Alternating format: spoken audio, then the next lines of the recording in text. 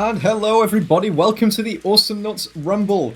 I am going to be one of your casters for this evening. My name is Edster, and joining me, I have the marvelous, the wonderful. I have Slowwolf.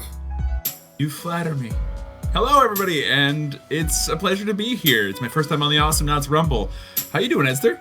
I'm doing good. This tournament's been going on for quite a while now, and we're starting to see a few teams being knocked out, but it means that the teams that are left are proving to be stronger and stronger. And that only makes the games more and more exciting. So honestly, it's good that I'm kind of jumping in right here, right now. I've heard a lot of good things about this tournament. I just haven't really had the chance to really watch much of many of the games live. I've been looking at some VODs and stuff. But how about you go ahead and recap us? What are we watching today? What's the plan? What's going on? Right, well, today we're going to be taking a look at one of the games in the losers bracket. That's going to be Digital Athletics Department versus American Mojo. Then we're going to be taking a look at a quarterfinal match between Harambe United Elegiggle and Get Juked.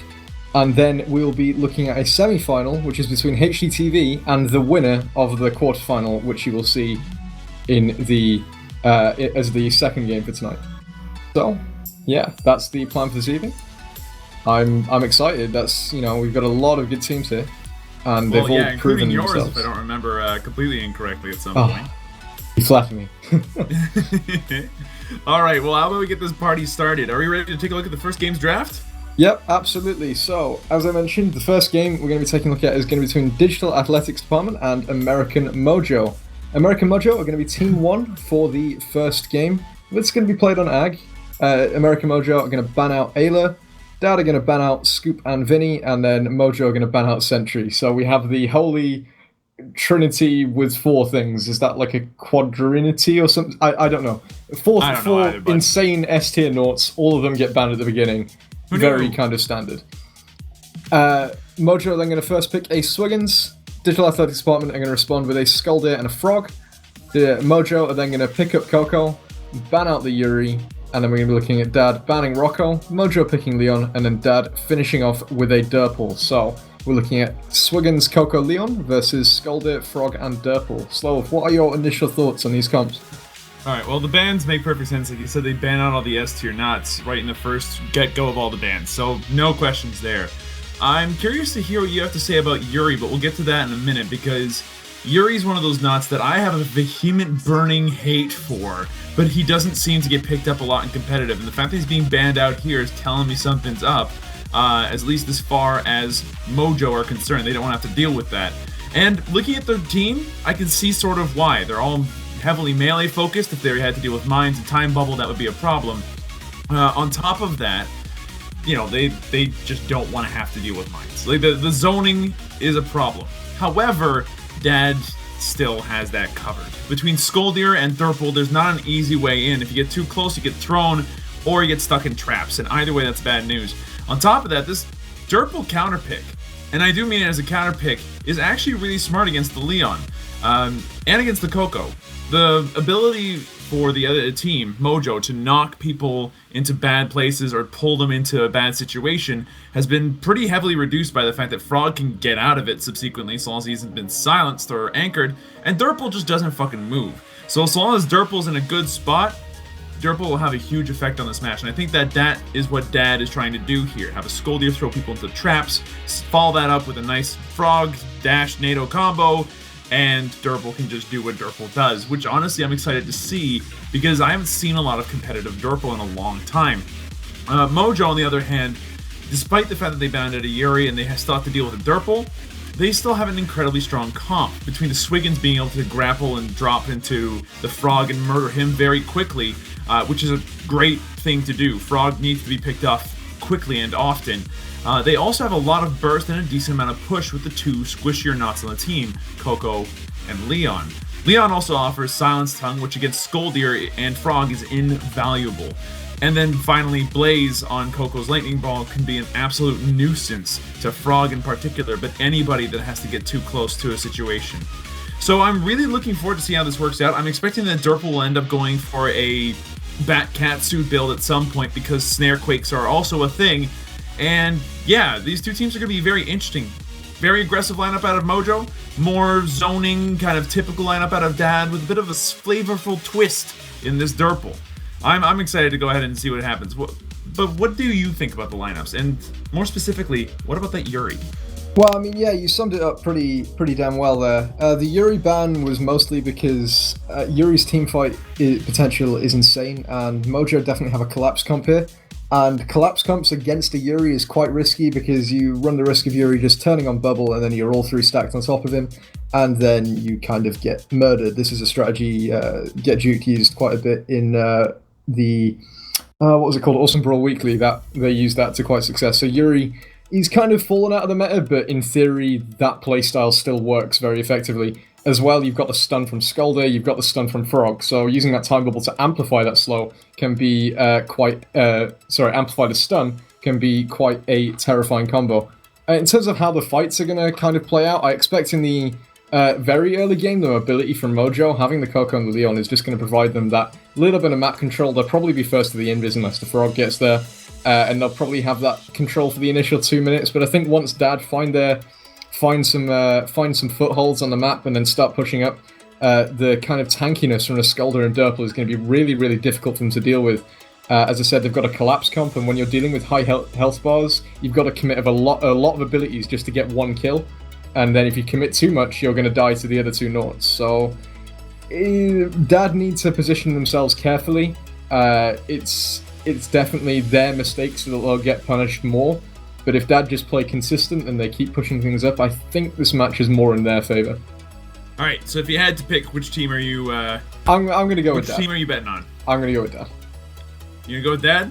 Yes. All right. Well, I'm gonna put some. I would agree with you typically speaking, but I've got faith in the collapse comp just because Leon's silence tongue is brutal. So we'll see what ends up happening. But I think you've got a point. I really like Dad's lineup as well. With that said, I think we've talked about this enough. Shall we get going with our first actual game? Absolutely. Sloth, do you want to give us a countdown? Sure thing. On my mark. 3, 2, 1, mark.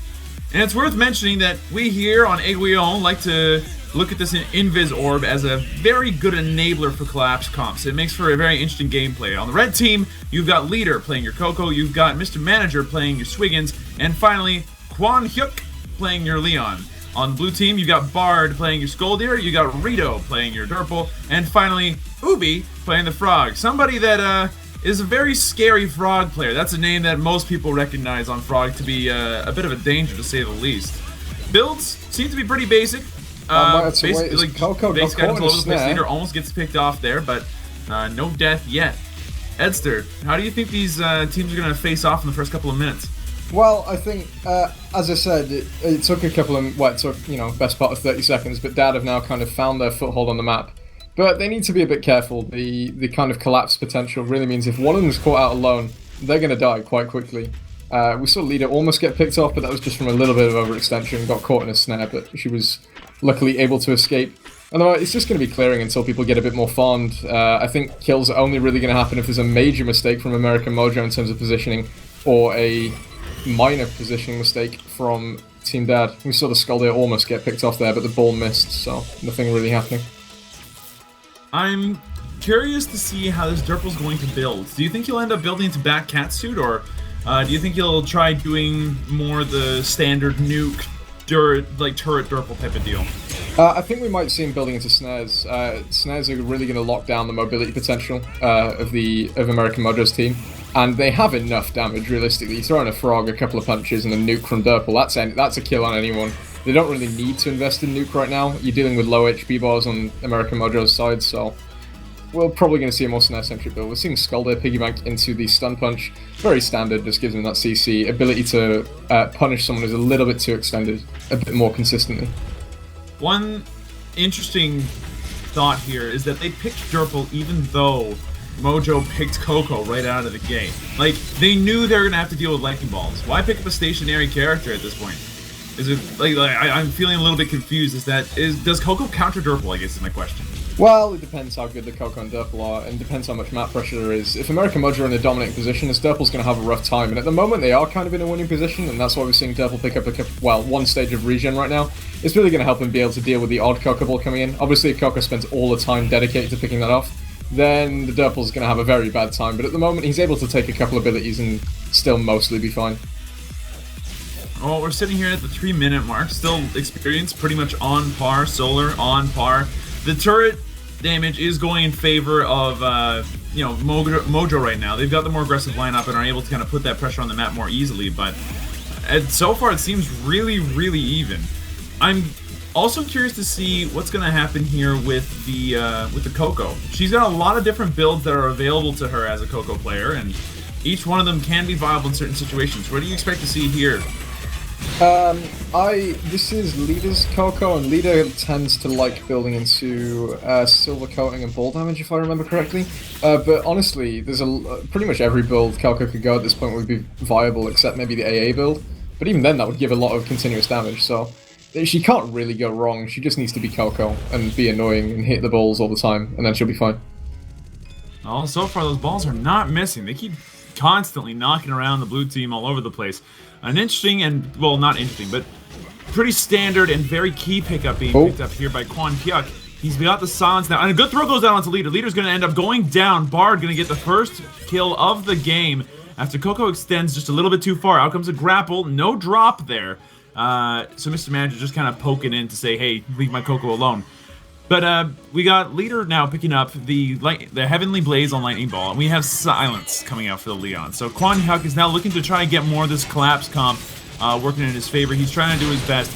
How hampered is this Leon in this game right now because of Durple?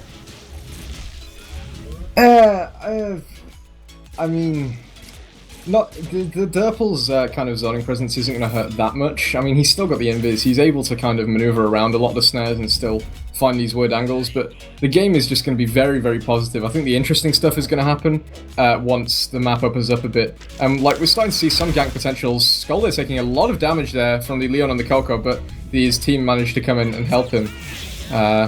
Again, we're going to see a little bit of push here come out from American Mojo, but the nuke is going to deny most of that.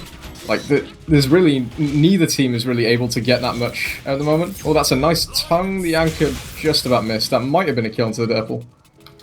Okay, so from what I'm guessing right now, you're actually a couple of seconds ahead of me. Not much, but I'd say about 3. So I'm going to skip ahead about 3 seconds. So you're about 520-ish? Yes. Okay, good stuff. 23, so back 24, on track. 25. Okay, 26. so we have Perfume White Flowers coming out on the Skoldier now. That's going to give Bard a lot of that sustain. Why is regen, like Medican, not much of an option for pro Skoldier players that I've noticed? Like, they just don't like picking it up. I mean, yeah, the regen, the utilities on Skolder are really important. You kind of are forced to piggybank in a lot of situations just because you really need to make sure you're getting those key items you need. You need the boots, you need the stun, you need the oily a lot of the time, you need the snare quake. So getting that piggybank really accelerates you to the point where you've got the utilities you need. After that, as I said, you've already used 2 with piggybank and boots. The third one is 90% of the time pills. The other 10% is usually barrier mag, so you can't really afford to pick up regen, and a lot of the times when you could pick up regen, it's kind of not necessary because the heal punch does enough for you. Well, as we were speaking, we noticed that Dad's managed to start picking up their steam that they needed, as you mentioned, getting that momentum very important, and Dad is starting to pick it up. Durple went double regen into solid fist missiles, so he's got the missiles on his turret mode now, just to add a little bit of insult to injury with the amount of DPS that freaking thing, can inflict on people. Ubi gets caught up by an anchor drop. Is going to be able to get away, but just barely. Leader going to go ahead, lightning ball away the Durple. That's getting a little bit too close for comfort, and we'll get away scot-free afterwards. But currently, Dad ahead by 2 kills. It's 7 minutes in.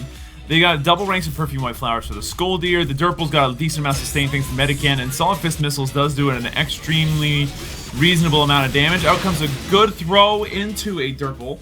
Which is just going to hurt in general. Anything Durple does hurts, I find. And on the flip side, Mojo trying to do their best, but Leon's, gone into Morningstar Piercing, probably going to go into double damage on his tongue, if at all. If he doesn't go double damage, I'd be kind of flabbergasted he picked up Morningstar Piercing instead of the other one. But right now, Red is behind, it feels like, in terms of their upgrades. They need more stuff. Mr. Manager needs to pick up a couple more upgrades right now. Dash is going to come out. Mr. Manager going a little bit too close to the sun and gets thrown into the frog combo as per, our predictions. And Dad is opening up the field in their favor. Quan Hyuk coming into a bad spot, gets shot down. Durple picking up another kill. You might not see a lot of competitive Durple Edster, but this is turning out to be a really good pickup right now for Rito. Yeah, Durple is not to be underestimated. He's a very, very powerful Nort in the right hands, and Dad are definitely using him to good effect. Durple's interesting because he's got insane teamfight and zoning potential. The only thing that screws him really is his mobility, and he can really, really get caught out of a fight. If his positioning is poor and it happens away from the Durple, then you're basically fighting a 2 versus 3. But Durple in the right position is devastating. And I was kind of banking on this game being a bit closer due to the kind of mobility from American Mojo enabling them to outposition as Durple, but they're really not kind of actively searching for fights away from the Durple. At this point, they see Durple on the bottom lane. American Mojo could really push up top lane, but we're seeing a fight break out here. Yeah, it seems to be a bit of a protracted fight with team members on the red team just kind of bounce around all over the place. They don't want to fight this. Sticking in these fights with the entirety of Dad sticking together is an absolute loss for them. They don't want to keep doing that.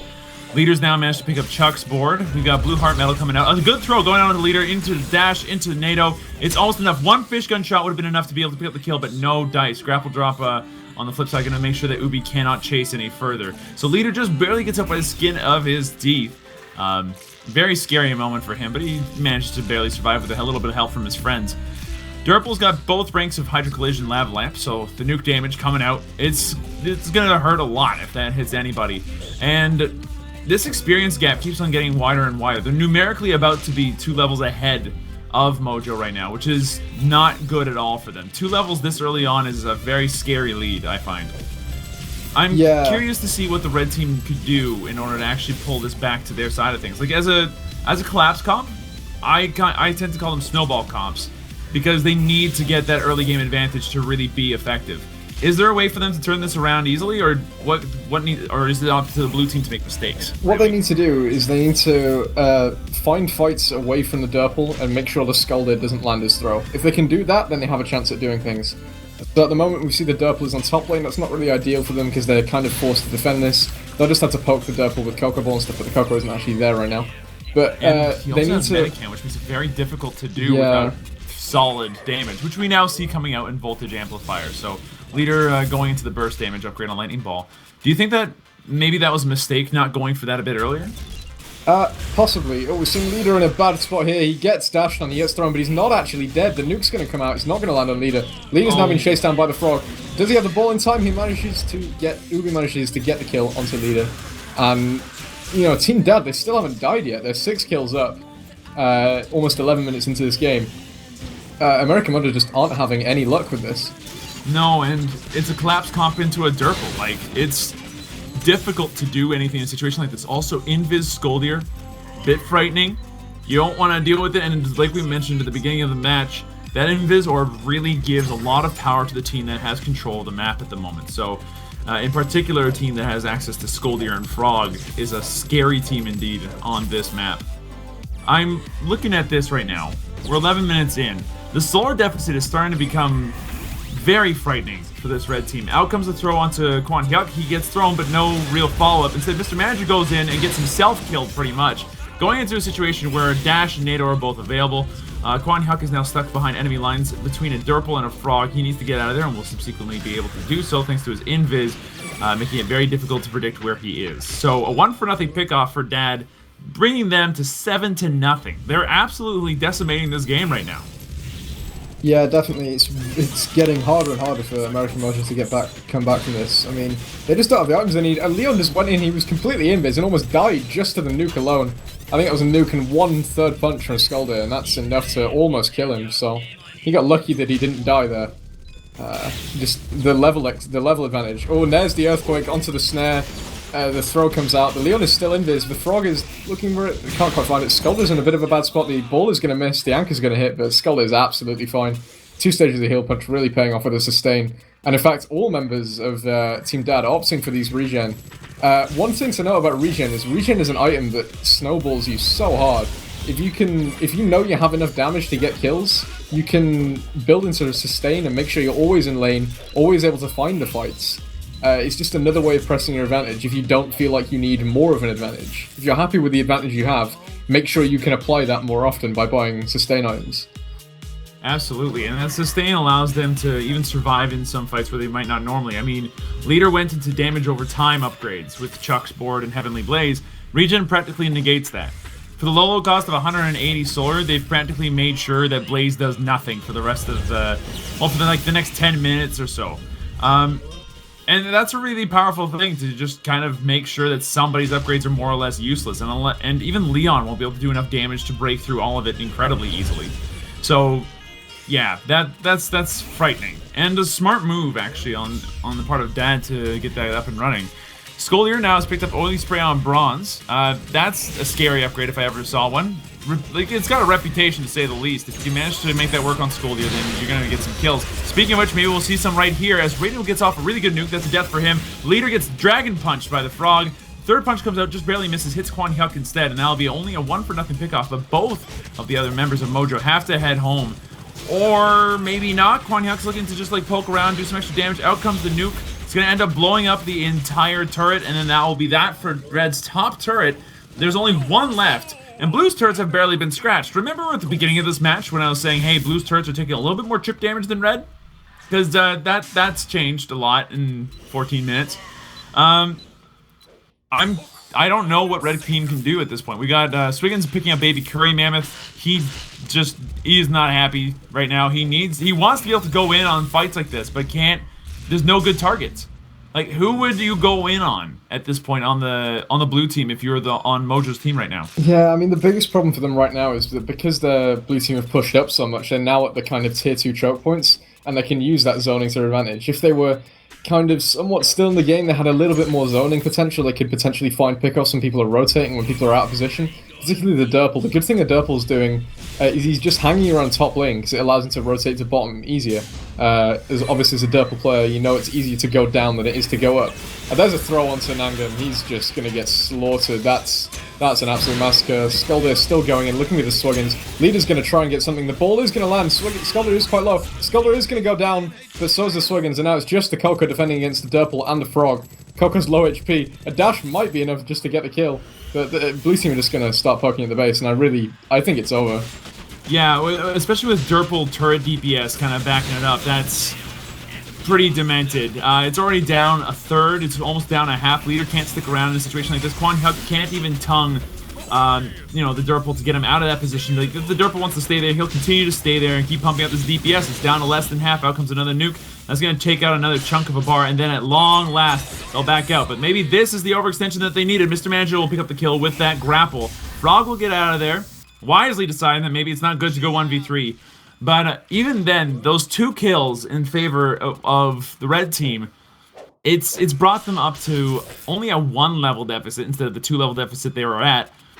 And all it's effectively done is set the Durple home to pick up more snare duration on his traps. So this is still a very scary moment, I think, for Red. They have to be careful, and out comes the throw from onto Mr. Manager. They will be able to pick up the kill onto Bard, thanks to really well-placed Lightning Ball, so that's going to be a kill. They're now pushing out this top turret. Red team showing signs of life here at the 16-minute mark of this game. They might be 7 kills behind, but they are by no means quite done yet with this solar deficit. Maybe they can turn this around after all. Yeah, I mean, we're seeing Leader landing quite a few balls. They definitely have the pressure on right now. And this is exactly what these kind of collapse comps need. They need to make sure that the enemy team is pinned in and that they're forced to rotate, and then when they rotate, that's when they find the kills. Here comes Durple with a nuke drop. The Frog Dash goes in to secure the kill onto Leader. That was pretty good teamwork from Team Dad there. But again, like, as much as the sign of life was there, it's been dimmed right there. Absolutely, and, well, it's not gone yet, and especially when Leader's picked up reduced cooldown and has both the voltage amplifier upgrades on her Lightning Ball now. Like, the damage is there now for the red team. They just need to be able to make it work. Ubi's in a bad spot, but gets out anyway. Good application of dash, and not losing his nerve and using it too early will get him out of that stickier situation. Still, despite the fact that, how one-sided this game has seemed, it's still going to 17 minutes. This is by no means a complete stomp yet. And those signs of life might continue here as the blue team tries to push into this bottom turret. Out comes a nuke. This turret will end up going down right now. But now that they're starting to retreat, nothing happens. Never mind. I was going to think that maybe that was the time to do something, but no dice. He gets caught in a snare trap, gets punched, thrown, punched some more, NATO'd, shot. Ubi picks up the kill. Now it's a 3v2 situation where Durple still being alive and all is going to probably help to take out this this core relatively easily with no issues. There it goes, and a nuke to finish it all. That's going to be a win for Dad here, in commanding fashion, although not flawless. Yeah, that was a pretty devastating win, really. As I said, kind of at the beginning of the game, it was kind of going to be down to Team Dad making mistakes and then getting picked off that was going to be the problem. But Dad played it very, very smart in the early game. They hugged the towers. Yeah, they took a little bit of chip at the beginning, but in the grand scheme of things, it didn't really matter. They just waited until they had the upgrades they need. They waited until American Mojo got a little bit impatient, and then they found a pickoff with a throw, another pickoff with a throw, a pickoff with a snare. They just kept building up these pickoffs. I mean, we saw that they had a 10-kill lead at one point, but it definitely didn't feel like a stomp at any point. It was just a slow feed of mistake after mistake that American Mojo were kind of forced to make because Team Dad, they weren't giving an inch. They weren't giving them the opportunity the collapse comp needed. They just hugged their towers, waited until the enemy had gone in, waited for them to make the mistakes, and then they just got the momentum, pushed with it, and when you've got a Durple, you can definitely push with it. I'm curious to see how this affects the next game, because if there's anything like a game like this to effectively convince somebody to not let certain knots through, this game might convince Mojo that if they want to do another collapse comp, don't let Durple through. That would be a bad idea. Yeah, definitely. I mean, anything can happen in a draft. Drafts can go multiple different ways, but I think we're going to have to see that after the break. So I believe, unless you have anything else to say about this game, Solve, I think absolutely not. I'm prepared and ready to go on to game 2 as soon as we take a quick break. Right, so we'll take a 5-minute break. Don't go anywhere.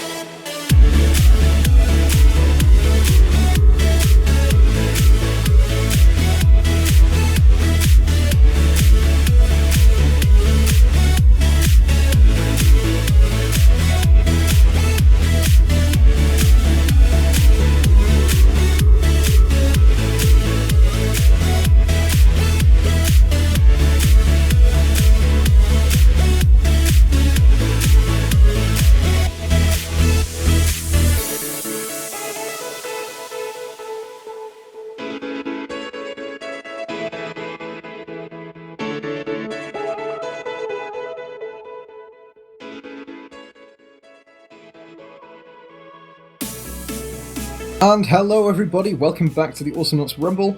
I am one of your hosts for this evening. I'm going to be Edster, and joining me I have, once again, the wonderful Slowolf. Hey Edster, welcome. It's good to be back again. We're here with Game 2 now, between Mojo and Dad. In the first game, Dad took it in pretty commanding fashion, again, not without shedding some blood of their own, but it ended up being a slow, methodical kind of win from from right to left. This time, we've got Mojo kind of fighting for their... Are they fighting for their tournament lives? They are indeed fighting for their tournament lives. This is in the losers bracket, and it's a best of 3, so the loser of this series is knocked out of the tournament. Well, they need to win this game if they want to keep their tournament hopes alive. If they go down, then, well, that's it. Dad will continue onwards. Mojo will stay back here and cry over the broken turrets that they left behind in their wake. With all that said and done, though, honestly, Mojo did try their best, but their comp just wasn't put together properly. This time, we'll see if they can do any better. Are you ready for this draft? I am, absolutely. Do you want to take us through, Slow? Well, I'd be more than happy to. To start things off, Dad ended up banning the Ayla. Follow-up bans from Team Mojo, we've got Derpal and Scoop. They did not want to deal with Derpal a second time, it seems. Dad will end up banning Vinny to round things off at 3 of the 4 S-tier knots that we don't like to see ever in our lives. They then end up picking Sentry, because they have that ability to first pick Sentry. We've got Mojo then subsequently picking up Genji and Nibs. We have a frog pickup from Dad afterwards to follow. Then we have a ban from Mojo on Yuri. They don't want to have to deal with the Yuri or the Derpal, so no snares, no mines, no nothing. Don't get me near that stuff. They want to do another collapse comp, it seems. And then another ban coming out, Swiggins from Dad. It's going to be they don't want to deal with Swiggins. Fair enough. The Swiggins play on the last game, although it didn't win them the game, was very scary and well played out of Mojo, so I can see why they would want to get rid of it. Finally, and interestingly, Dad picks up Ulip, and Mojo picks up Jimmy. Edster, what are your thoughts? Well, both of these comps, despite looking a bit strange, they are both very, very good comps. Sentry on Ribbit is probably one of the best picks in the entire game. This guy on Ribbit is insane. The amount of zoning he gets, the fact that his mobility isn't really an issue when he just camps in the middle of the map. His AA is ridiculous. This Sentry is going to do a lot of work for Dad. Throw in the fact that you've got decent teamfight with the Frog if they get caught in a black hole. And then you've got Ulip, who is Ulip. He's a complete wildcard. He's got immensely good teamfight if he can get the setup for it. And then obviously the Gaze is wonderful for doing a nice bit of counter-initiating. Meanwhile, when we look at Mojo's team, it's another very interesting comp. We've got Genji for the kind of cocoon setups, and then we have 2 very aggressive, very kind of in-your-face Nauts with the Nibs and the Lux. So what they're going to want to do is, I think Mojo's comp is more kind of active than Dad's. They're going to be the one that wants to initiate. They're going to kind of be forced to initiate due to the pressure from Sentry's AA. So what Mojo needs to do is they need to push in, they need to find a kill, and they need to just, keep going off of that momentum. I think it's just going to be whether Dad's kind of preparation for when the fight happens. They've got the dinos to fire preemptively, they've got the Gaze to cancel any potential AAs coming out of the Lux if they can land it, and of course they've got the Black Hole, the Teleburst, all these other tools to deal with it, and of course throw in a Frog for teamfight as well. But you should definitely not underestimate the late game potential of American Mojo. Genji with Spiritual Cooking, probably Bronco Yeast, given that there's a Frog and a Ulip in the match. That's going to reduce a lot of the damage in this game. Nibs' late game is amazing, and Jimmy's late game is also amazing. It's going to be interesting to see if Mojo want to wait off a bit, risk getting snowballed to then have the late game advantage, or if they want to be aggressive from minute 1 and just try and get that momentum swinging their way, which is a bit risky, because if that goes wrong, they're going to lose in under 10 minutes. And that is a real possibility. One thing that I just thought about is that the dinos get sucked up in the black hole, don't they? No, dinos only get sucked up by enemy black holes. So rats. Okay, so I was going to say that would have been a really cool setup, but yeah. Still, you're like there is a synergy there if they can manage to black hole into the dinos' path, or if the dinos just get the jump upgrade on them to be able to compensate for maybe a slightly out of place black hole. There is a lot of synergy there between those 2 abilities in particular. I'm curious to think I'm curious to see what you think. Who do you think's going to end up winning this one if you had to put your money on somebody? If I had to put my money on something, I'd probably say Dad, just because their comp overall seems to consistently do more. But I think Mojo's, if they can land everything right, they have the potential to do a lot more. I'm gonna cautiously put my money on Mojo because I have faith in them. All right. Well, I actually can't decide. Nibs, very strong. Genji, very good. The only thing I see here that makes me weirded out is just Jimmy has a lot of anti-synergy with Nibs because of charge if it's misused. And there's no real way to keep people in place outside of slow on Genji's Cocoon, and Nibs is slow on her Orb. I'm not sure if Jimmy was the right pick here. I'm not sure who else they could have picked, considering that Sentry, Scoop, and Swiggins were out of the pool, but I'm not sure if Jimmy was it. I'm going to go ahead and put my money where Dad is, just because of synergy issues on Mojo's team, but it's anybody's game at this point. Well, I think we've talked enough about the draft. I think we should get into the game itself and see how our predictions play out. So, I will give us a countdown. We will go on go. 3, 2, 1, go. Well, keep in mind, we are on Rip at 4 here. This is considered one of the most balanced maps of the game. Certainly one of the old, it's one of the original 3, and it's got a lot of action and a lot of history in it. Kwon Hyuk playing your Genji, you've got Leader playing your Nibs, and you have Mr. Manager playing your Jimmy. On the blue team, you have Ubi playing your Frog, again. You have Rito playing your Sentry, and finally Bard playing the Ulip. It seems like these players kind of have a basic playstyle that suits them very, very well. Bard doing this kind of initiation type of deal here. He's setting up some dinos from a distance, but past that, not going to be able to do very much there. Bard's got like this initiation type of thing. Rito likes playing the bigger, tankier types. Kwon Hyuk gets stuck in a black hole, although only just barely. Out comes the dash, is going to do a little bit, and the red team is sent in retreat. Blue team looking really, really good right now as a result of that. I can see their team is already working and already has the tools necessary to do what it needs to. Everybody went for basic abilities except for Sentry, who picked up Driver over Skulls to begin with. Why is that? Well, Driver Skulls is an insanely powerful upgrade. It just makes you hit 4 targets where you should have hit 1. It's ridiculous the amount of AoE it provides. It's nice and cheap, and I believe in the patch they are playing, I'm not 100% sure on this, but I believe the counterintelligence cross Driver Skulls interaction is still going to be a thing which the red team needs to be careful of. So that kind of zoning that provides on this map is just staggering.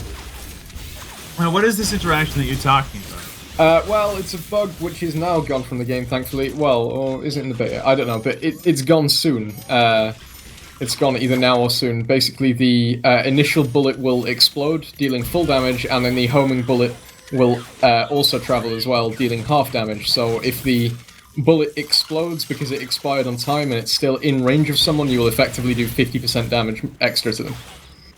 That's actually really dumb.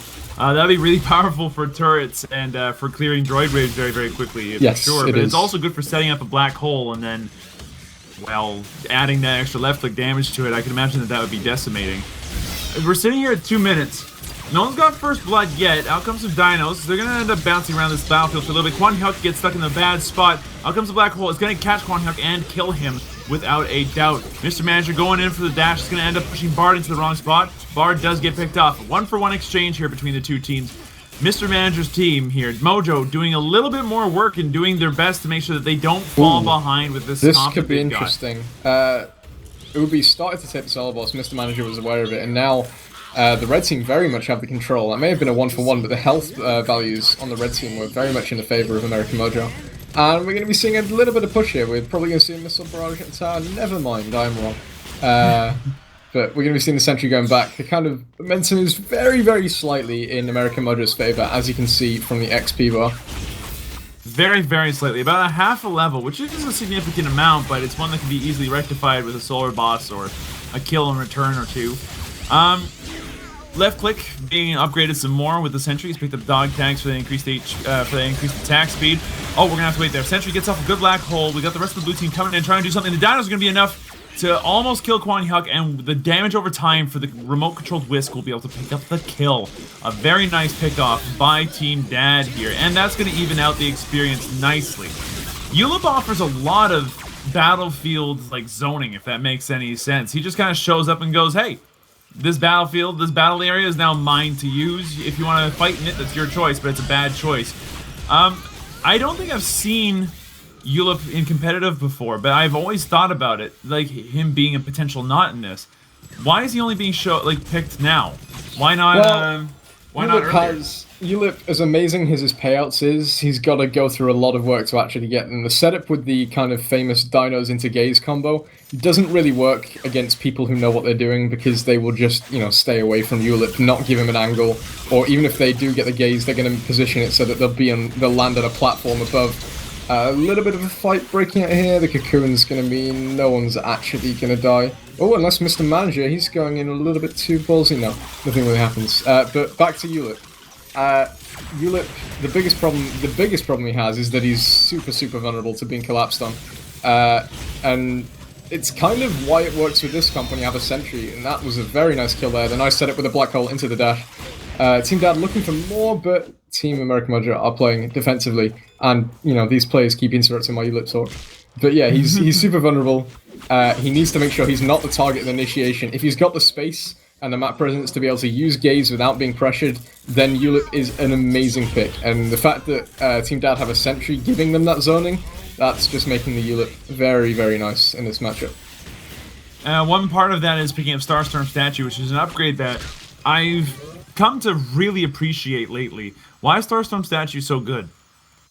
Well, previously it was bugged on Sentry, but I've since worked out this is not the patch with the counterintelligence cross interaction, because there is a unicorn nibs in it, so it's the most recent patch. But Starstorm Statue used to be bugged on Sentry, used to give him way more black hole damage than it's meant to, but it's still a very good item, just increases his general damage output. And on Sentry, your kind of damage in teamfights can feel a bit lacking, especially when he's not building for teleburst. He still does not have that base teleport beacon ability. But we're just seeing seeing Dad push up, find a kill when Team American Mojo try to respond, and then, you know, nothing's really happening. Team American Mojo really aren't getting those coordinated aggressive plays I said they were going to need to do if they were going to win this game. We have an interesting pickup here in Spiritual Cooking by Genji, and honestly, I'm starting to understand this upgrade pickup, especially if it's early, as kind of a panic pickup, and it's not necessarily a wise one. But correct me if I'm wrong, but it feels like it's not an upgrade that's as effective as, say, getting, well, I don't know, anything on Cocoon. Why is it picking up Spiritual Cooking right now? Well, I mean, Spiritual Cooking does kind of help against gank comps, and you could argue that this is a form of gank comp that Team Dad are running. And it especially helps if you don't know who's going to be the target of the gank. You know, the gaze could land onto anyone, the dash could land onto anyone. So giving everyone a little bit more health is maybe going to let them survive one of those fights. And, you know, if American Mojo get a little bit more time in these fights, the kind of continual damage output from this Lux is really going to shine. But at the moment, they're just getting burst down by the gaze and the black hole and the dash. And if they have a little bit more health, they might be able to deal with it. I guess a Cocoon upgrade might make them be able to do things more actively, but American Mojo are definitely playing more reactively at the moment, so it probably fits in with how they're playing, but it's not necessarily the right way they should be playing. Oh, and Team Dad pushing into the enemy jungle. They see them doing a solo boss. The gaze is not able to get it. Lux is being taken down very low by the Sentry and the Frog. And then meanwhile, it looks like Ulip is trying to get away. The Fire Breath's going to come out. The Genji is getting away. The Lux is also away at this point. And the fight actually ends with no deaths. That was just a kind of people bouncing off each other, throwing abilities out, and nothing actually happening. Yeah, protracted skirmish to be sure, but Leader gets caught in a weird spot. He manages to orb out, no problem, but not before he does about, you know, half of the team's net HP to Frog and to Sentry, which was really good. I'm curious, why is Jimmy not picking... Oh, never mind, it's going to have to wait as Leader gets completely picked off. Now the field is definitely in Blue's favor as they start to poke around and start looking for other opportunities. They're going to go downstairs and set up for any counter ganks that might be happening. Missile's going to come out and completely miss. That's a cooldown that won't be available to help defend against this push now. Ubi's looking to tell anybody who's too close to go ahead and back off. Point Huck is going to eat a black hole. A little bit of damage kind of all over the place, but yeah, it seems like they're not going to be able to get as much of an advantage outside of just taking this top turret, which probably should have happened a good 10-15 seconds ago. Oh. Never mind. Rip into Frog. He's going to be able to pick up another kill onto Mr. Manager. Fire Breath going to come out. A lot of damage going to come out onto Rito and to Bard as they try to get away from the Fire Breath. Genji going to try to chase as much as possible, but does not end up doing so as Ubi gets a really clutch dash off that saves both of his teammates. If his teammates are watching this, seriously, get Ubi a present. That was an incredible dash. Yeah, that really was a good dash, and the kind of... It's strange how even though American Mojo are running the collapse comp, have the collapse comp, Team Dad have the zoning comp, yet they also have the better collapse comp. I really feel like this Ulip pick is so strong in combination with the Sentry on this map. And we're seeing the Sentry absorbing a lot of damage by going in. There's the huge black hole. That's going to definitely kill the Nibs. Bard's been caught in the cocoon. The charges... Oh yeah, the Ulips. Not dead, actually. The Super Droid and the Frog coming in to help are going to make sure he stays alive. a gaze there landing on him through the tower. That's some kind of wizardry known as ping, but hey, it's not like X-Bond, which just immediately wears off as soon as somebody gets too far behind a turret. So all's fair in love and war. Or I guess all's fair when it comes to dinos and staring at people. This is a really strong comp coming out of Dad right now, and one thing that I'm thinking is that Lux can't get close to this. Like, Jimmy is not able to get anywhere near this. I have to ask, why wouldn't the Jimmy go for a more missile-focused build that could clear lanes quickly, so that way he could keep his team afloat until such a time that they can actually start winning? Why go for the build he's got now instead? I mean, the thing is, the Jimmy is there for the purpose. As I said earlier, American Mojo could really be winning these fights if they drag out a little bit longer, and the Lux is the reason why they're able to do that. That build there is allowing them to do that. There's a lot of damage going on to all three members of Team Dad at the moment. Oh, but the Super Droid pickup, the Solo Boss pickup, that's going to go onto the Sentry, but it's going to be a wipeout. Team Dad were just pinned in there too hard, and as I said, the fight going on long, the kind of sustain built on the AA and the just overall long-term damage output from this Lux managed to win them that fight. It was interesting, the gaze actually landed onto the nibs at the beginning, but the gaze doesn't cancel the Fire Breath, it merely locks it to a horizontal axis, so the Fire Breath still managed to take about half the health off of the Sentry at the beginning, and that was very, very clutch in determining the outcome of that fight. And we're seeing American Mojo pushing up, doing what they should be doing, and they're finally getting the momentum they need to get into this game. Especially after that triple kill. Now Mr. Manager's looking at a $500 paycheck for his next shopping spree, which I'm sure he's more than happy to spend. We have Getting Out of the Hood going the way of Quan Hyuk. He's going to go back and spend some more. Both Rings of Eternal Flame and the damage onto Fire Breath. And Moon Nectar also being picked up by Genji here. So there's a lot going on. As for Dad, they've picked up the Slippers, they picked up some extra stun duration, they got the Walking Fridge onto Yulip, some left-click damage, basically just overall increase the stuff that Sentry does, kind of items including pills. And Frog's Frog. He's got a lot of damage all over the place, and he's going to use it here with a well-placed dash. He's going to be able to get at least one kill completely knocked down there. Bard will get a good grip off that will kill Mr. Manager. Now Leader's looking for a kill onto Bard. Won't find it. Will have to get away from Rito, who's got access to enough damage to be able to kill Nibs. So that's a 2-for-0 pick-off. Levels, again, sort of back in favor of who it needs to be. Bard is going to end up going down to Leader, who is going to bounce in and just kind of kill him as he gets a little bit too aggressive on the top lane. Ubi, needs to be careful, especially around a Nibs like this. Oh, Rito is going to be like a really fat black hole, but past that, he needs to back off. He doesn't have enough HP to really use it yet.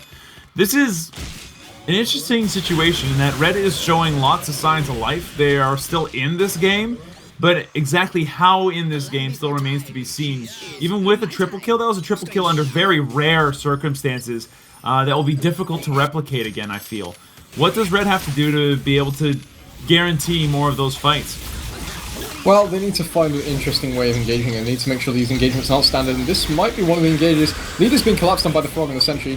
He's gonna manage to live. The Yulip is very extended if Team American Mojo realize this, but at the moment you've got the Genji dealing with two people. They've split it too hard, and they're gonna have to separate and go back to base. But if that was almost the fight they were looking for, they were just a little bit too low to execute it. They need to find a way of separating someone, picking them off one at a time, because these big, massive team fights aren't really working out for them. As the Black Hole is just so decisive in determining these engages. They try to kill the Sentry. The Sentry hits, 1, 2 of them with a Black Hole, and then they just don't have the momentum they need to keep going. There's the gaze onto the Nibs. The Fire Breath's going to come out, as well as the dash and Nado. Nibs is going to be very low. She's going to try and get away. She's using the orb, trying to juke well, but the dash is going to be too much for the Nibs. She's going to get away. Now Yulip is cocoon. Here comes the charge. That's got to be a kill to Yulip. Yep, the Genji's in a bit of a bad spot, but he's going to get away. Lux looking for something, but the Black Hole being charged is going to kind of divert him from actually wanting to go in properly. And with good reason, as that can do, that Black Hole with Ubi can do more than enough to be able to kill pretty much anybody on the red team, even with access to Blessing right now as it stands. With that said, Genji still hasn't really gone online yet. It hasn't gotten to an overpowered level of support. The late game here on Mojo is astoundingly scary through Nibs and Genji. And I'd imagine that it's actually stronger than what Dad has overall, even with the Sentry and the Frog. Would you agree with that, or do you think that the late game is a little bit more equal than that? I've said from the Well, I might have to wait as beginning Quan Hyuk gets blasted with a nice gaze and a dash. Out comes a black hole, but it's going to end up hitting nobody. Mr. Magic comes in and is going to start brawling, trying to beat on Rito, and he's going to just barely manage to miss out on that, actually, and get himself killed. Ubi going to be able to pick up the kill with the fish gun. Leader trying to find some extra damage to be able to deal with Ubi here. Ubi very low, needs to be careful. Leader decides, you know what, best not mess with this, and teleports home instead of trying to find a kill there. It is 3v1 right now. There is an advantage here for the blue team that cannot be denied. And this bottom turret, that fire breath, if that had landed properly, there is an advantage here for the blue team that's going to maybe result in, you know, a turret the next time that a fight like that happens. I was trying to talk about Genji and how strong the late game is for this red team. Where do we still stand on that? Well, I mean, we're kind of seeing the fights take a little bit longer. They're seeing the kind of initial gank of the gaze, the dash, and the black hole. It's not quite enough to kill anyone right now. Just, you know, straight up. And as these fights extend, but the solo boss play from Leader, that's going to be a little bit too ballsy. The solo boss is going to go to Dad from the steal, but now we're seeing Lux pin the sentry in the Frog in the corner. His sustain A almost enough to get a kill, but it wasn't. Frog's going to dash away, and now Mr. Quan Hyuk is in a terrible position. He's going to get down, and that's going to be a wipeout in favor of Team Dad. Leader went a little bit too deep onto Bard there and got himself killed. Bard does have access right now to the laboratory centrifuge that gets him a little bit of HP, and his left click is not to be messed with. Like, if he grips somebody and then starts beating on them with his increased move speed, it's going to do a lot of damage, and Leader just didn't have enough HP to deal with it. Both turrets going to end up going down if this continues. Yep, there it goes. Yeah. That's a huge advantage now for blue team. The next time that a team fight like that happens, it will be near the core. And if Mojo aren't going to win that fight, then they're going to lose this tournament. They're going to lose the tournament chances right here. I would be scared if I was American Mojo right now, because the Frog and the Ulip have 650 and 610 solar respectively. That's going to be a lot to deal with. The gaze there going to land onto the nibs. The dash not quite landing properly, so that's going to be a decent amount of damage, but we are at the base, so we might be seeing a decent engage happen if they can find the right kind of engage. A nice charge onto the Ulip. The Ulip's going to get cocooned though, interrupting that fight. And the Lux is going to be able to take out the Ulip. Now the Sentry and the Frog are on the run. The charge is going to be enough to take out the Frog, and now we're just looking at the Lux, but a Super Droid! There are 2 Super Droids and 4 droids in the base. The Sentry's just going to push. I think he might be able to do it, you know. With enough black hole, absolutely. That cocoon does not just get rid of the black hole, it just stalls it for later. Quan Hyuk takes enough damage that he needs to be careful, and it doesn't actually matter because the core went down low enough that everybody died anyway. That death push was too much. It seemed like Dad managed to distract enough of Mojo's team for long enough that Leader, who was a melee character, who was a squishy melee character, couldn't stop the rocket droids. That's got to be upsetting. Yeah, definitely. I mean, that droid wave at the end was terrifying. I mean, what was it, 4 droids, 2 super droids? Yeah, they got both of those turrets in that team fight that led up to there. Those super droids were not to be messed with at all. Yeah, Sentry did the right play there. He could have tried to run away, but he noticed the droids in the base. He saw it was a 1 versus 2. The enemy were full health initially, but what he managed to do was just group up with those super droids, pop his shield on his black hole. He built into 2 stages of microfilm, a 40% shield, charged up a huge black hole, and then he just knew that the enemy couldn't collapse fast enough. So well played from Rito at the end there, knowing to use the sentry to his advantage, and knowing to use the droids to his advantage. What could have Mojo have done to swap things around there, or was this kind of inevitable based off of the picks? I mean, yeah, the draft from Team Dad was just better overall. I mean, I think what could have gone a little bit differently would be if Team American Mojo had gone for a Skuldir instead of a Lux, because the Skuldir with the Earthquake, the throw, you know, you've got a stun to take people out of the gaze. You know, you just have a bit more tools. You'd be able to deal with a Frog more consistently with the Snarequake. It does a similar job, but you just have a bit more tools to do with it. And as well, Skuldir plus Nibs, you have the lockdown with the Fire Breath. It's just, I feel like that synergy would have been a bit better than what Lux would have provided.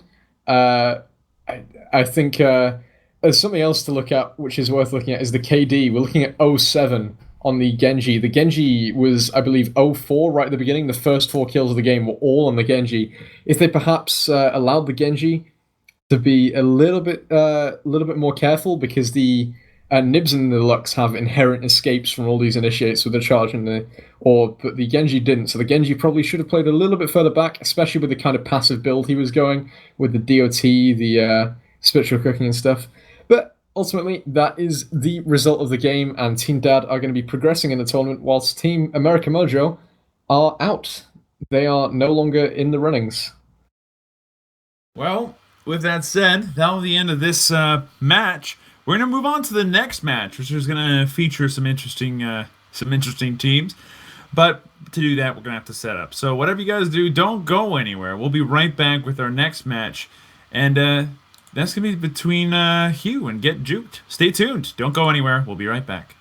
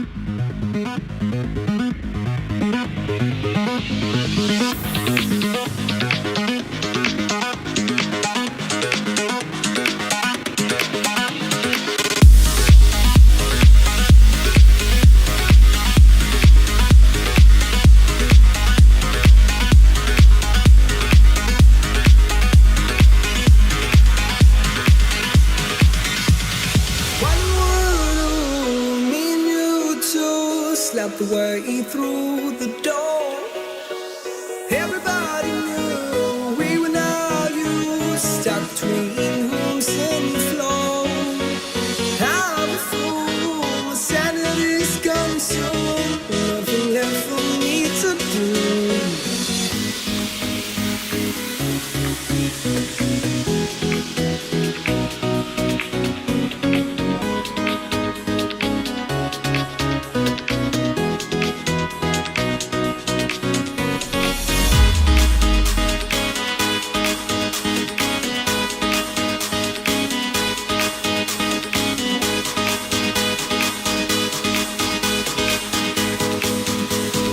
See you on the other side.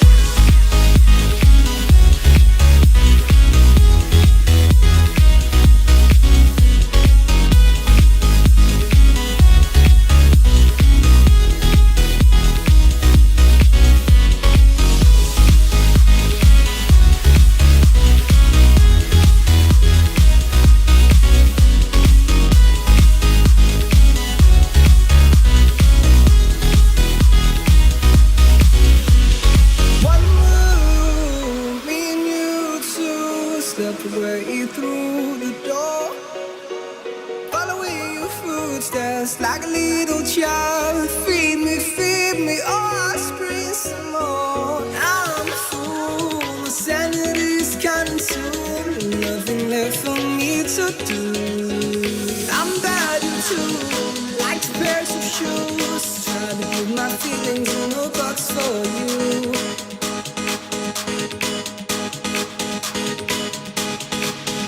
I'll see you on the other side.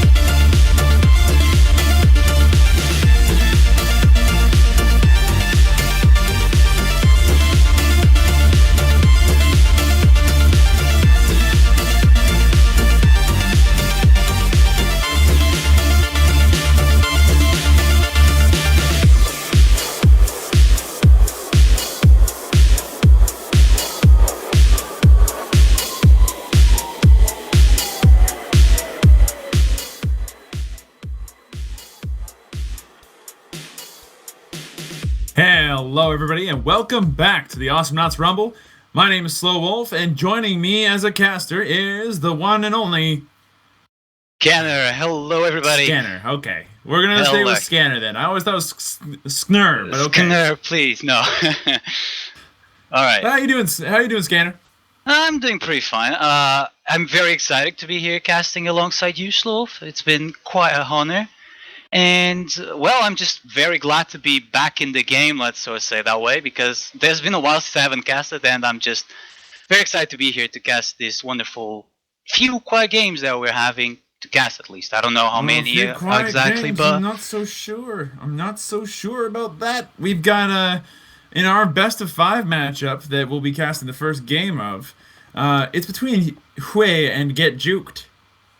Oh yeah, Harambe United Elegiggle.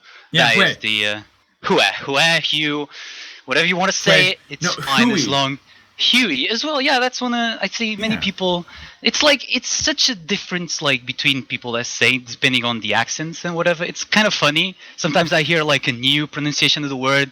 It's always something new, but the players of the team really need to like set up and say, okay, it's this way. It's not this way because like so everybody says it the same way, you know. Yeah, but I'm just gonna go ahead and say whatever annoys Eds the most.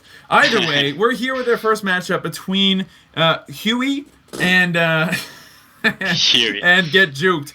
Both of these teams are teams that have very strong players on them, and I'm actually excited to go ahead and get started with this draft.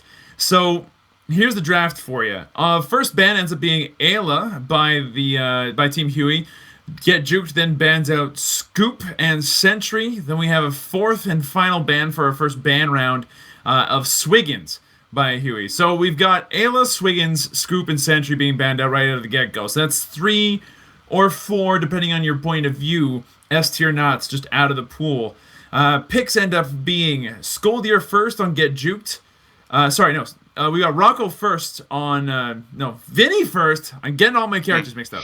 Vinny first on Hugh, followed by a Scoldier Froggy double pickup by Get Juked, Leon being subsequently picked up by Huey. They'll end up banning out Rocco, Get Juked bans out Chucho. Then you got Huey picking up Durple and the Genji pickup by Get Juked. Total, at the end of all this ridiculously confusing sounding mumbo jumbo that I managed to muddle my way through, we've got Vinny, Leon, Durple versus Scoldier Frog, Genji.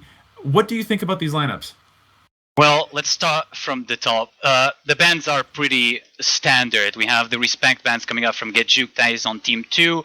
Then we have Ayla, a solid first ban. Like, if you don't want to play Ayla and you're aiming, for example, they were aiming for Vinny. So they take out Swiggins out of the way, which is like Vinny against Swiggins. I mean, Swiggins, if he kind of gets the hook down on Vinny really fast and the team's around, Vinny's a goner. So it was a very intelligent ban here coming from Hugh or Hue. And then on the other side, they have Scoldier and Frog, which is like a very good combination, in my opinion. If you get like Scoldier on Nikki just gets those incredible throws that you're probably used to see coming from him. And then if Frog's in the right position to dash and stun him near a turret, and Genji's there to just support, it's pretty much a dead enemy, whoever gets thrown. We have a Leon getting picked just to try and counter the Frog and kind of the Scoldier as well. But Leon Frog, like Leon has super advantage of Frog. A tongue on Frog, he's so squishy. A simple tongue takes almost half of his HP. In team around, that's a dead Frog. So then the last bans are Rocco and Chucho, 2 knots that really deal a lot at DPS, and seeing them around, it's just like pretty standard for these last bans. And then Durple, which is like one pick that we don't see that often, but Hugh is known to go for these weird picks that actually end up working and nobody knows why. They pick stuff like they brought Voltar and Gnaw back in competitive, and sometimes it works. So it's gonna come down to see if like Durple is gonna be very like good at getting area control on Agilon, and then the Genji counter pick from Get Juked Park, which is overall good with any knots whatsoever. So I think in terms of picks, I think I would go for Get Juked a bit because they have more of a reliable comp that goes, oh yeah, initiate, dash, damage, boom, you're dead. But you can pull some sick strategy if they're really very synergized, and they are. So it just really comes down to who doesn't do as much mistakes as the other team. So who does less mistakes is going to end up winning the game. That's my observations of this draft. Yeah, I agree with you there, and I think that a lot of this game rides on the back of Hugh's Leon. If the Leon can pick up and land those excellent tongues with the silence attached to it, they can just pick off, get juked step by step. But if they can't, I honestly feel like Hugh is gonna get thrashed. There's a very high chance that if the Leon pick doesn't work out, Durple won't work out, and if Durple doesn't work out, then Vinny's pretty much all by himself, you know? And if Vinny's by himself, he can't 3v1 versus Genji, Skoldir, and Frog. There's a lot of damage, there's a lot of burst, there's a lot of sustain. I'm gonna agree with you here. Get Juked has a slightly more reasonable lineup. It's a little bit less risky, and it's better overall. It's time-tested and true. But if Hugh gets off their Leon play, this could work out for them. This could definitely work out. With that said, I'm at 9 seconds in the replay. Are you ready to go? I am completely ready and very excited to go. On your mark, we shall. On my mark then. 3, 2, 1, mark. Now, we are in Aiguillon, which means that this is going to be a very gank-heavy map. Again, whoever controls the middle of the map is going to have a massive advantage. Tempest will be playing your Genji and Nikki will be playing your Skoldir, and Body Hunter will be playing your Frog on the red team. On the blue team, you have Sam playing your Durple, who is getting thrown, goes into turn mode, drops a nuke, and starts shooting as much as possible. Esther gets cocooned, tries to do some extra damage, and will not be able to do any more than that. Vinny being played by Jas, and then finally Edster playing your Leon here. So a lot of this game, again, kind of lands squarely on Edster's shoulders. If he can make this one work just like that, with a good tongue into snare or a good tongue into dash combo, then a lot could be going well for the blue team. However, on the flip side, if throws go out onto people, then the red team will start doing well. Skoldir ends up helping to get the first kill of the game with a well-placed throw. Body Hunter doing some, decent damage after getting dashed, only backs off once it's a good idea. Tempest gets snared and will just back off. Where do you see builds going here? Like, who do you think is gonna, like, are they gonna be pretty standard here, or is anybody gonna be doing something a bit out of the ordinary? Well, to be quite honest, I really think Nikki's gonna go for the standard Skoldir build. So they have to play a bit passive in the early game, but once they get that peak point of Skoldir, you're really gonna start to see plays coming in, because you're gonna have snare, stun punch, and just like Skoldir gets so good at that point in time that it's just scary to play against Nikki Skoldir in that peak. So you're gonna see Skoldir probably going for snare quake on Earthquake, because I really think it's one of those. Oh, we have some fight going on now. It's just that they're. Oh, okay, dash in. Out comes the dash. We got the red team in full retreat. Nikki is very low. Out comes the tongue. That'll be a kill for Edster. He manages to get that last hit. Body Hunter very low, but will not be in danger of being picked off unless he gets a little bit too close to the Vinny, which doesn't end up happening. Currently, 1 for 1. The blue team picking up their first kill of the game now as a result of that. Genji will go back by Jagra eggs, but past that, just a lot of turret damage happening here for the blue team on this red turret. It's down to about a third. Out comes the cocoon. Sam's gonna be fine, gonna back off, put down a snare. I'm beginning to realize that snare is a really good anti-Skoldir moment. If Skoldir tries to get too close, there's always gonna be a snare in place, just like that, in order to stop his momentum, in order to kind of keep him in place. Jas is invisible. This is potentially really frightening. Out comes a clone.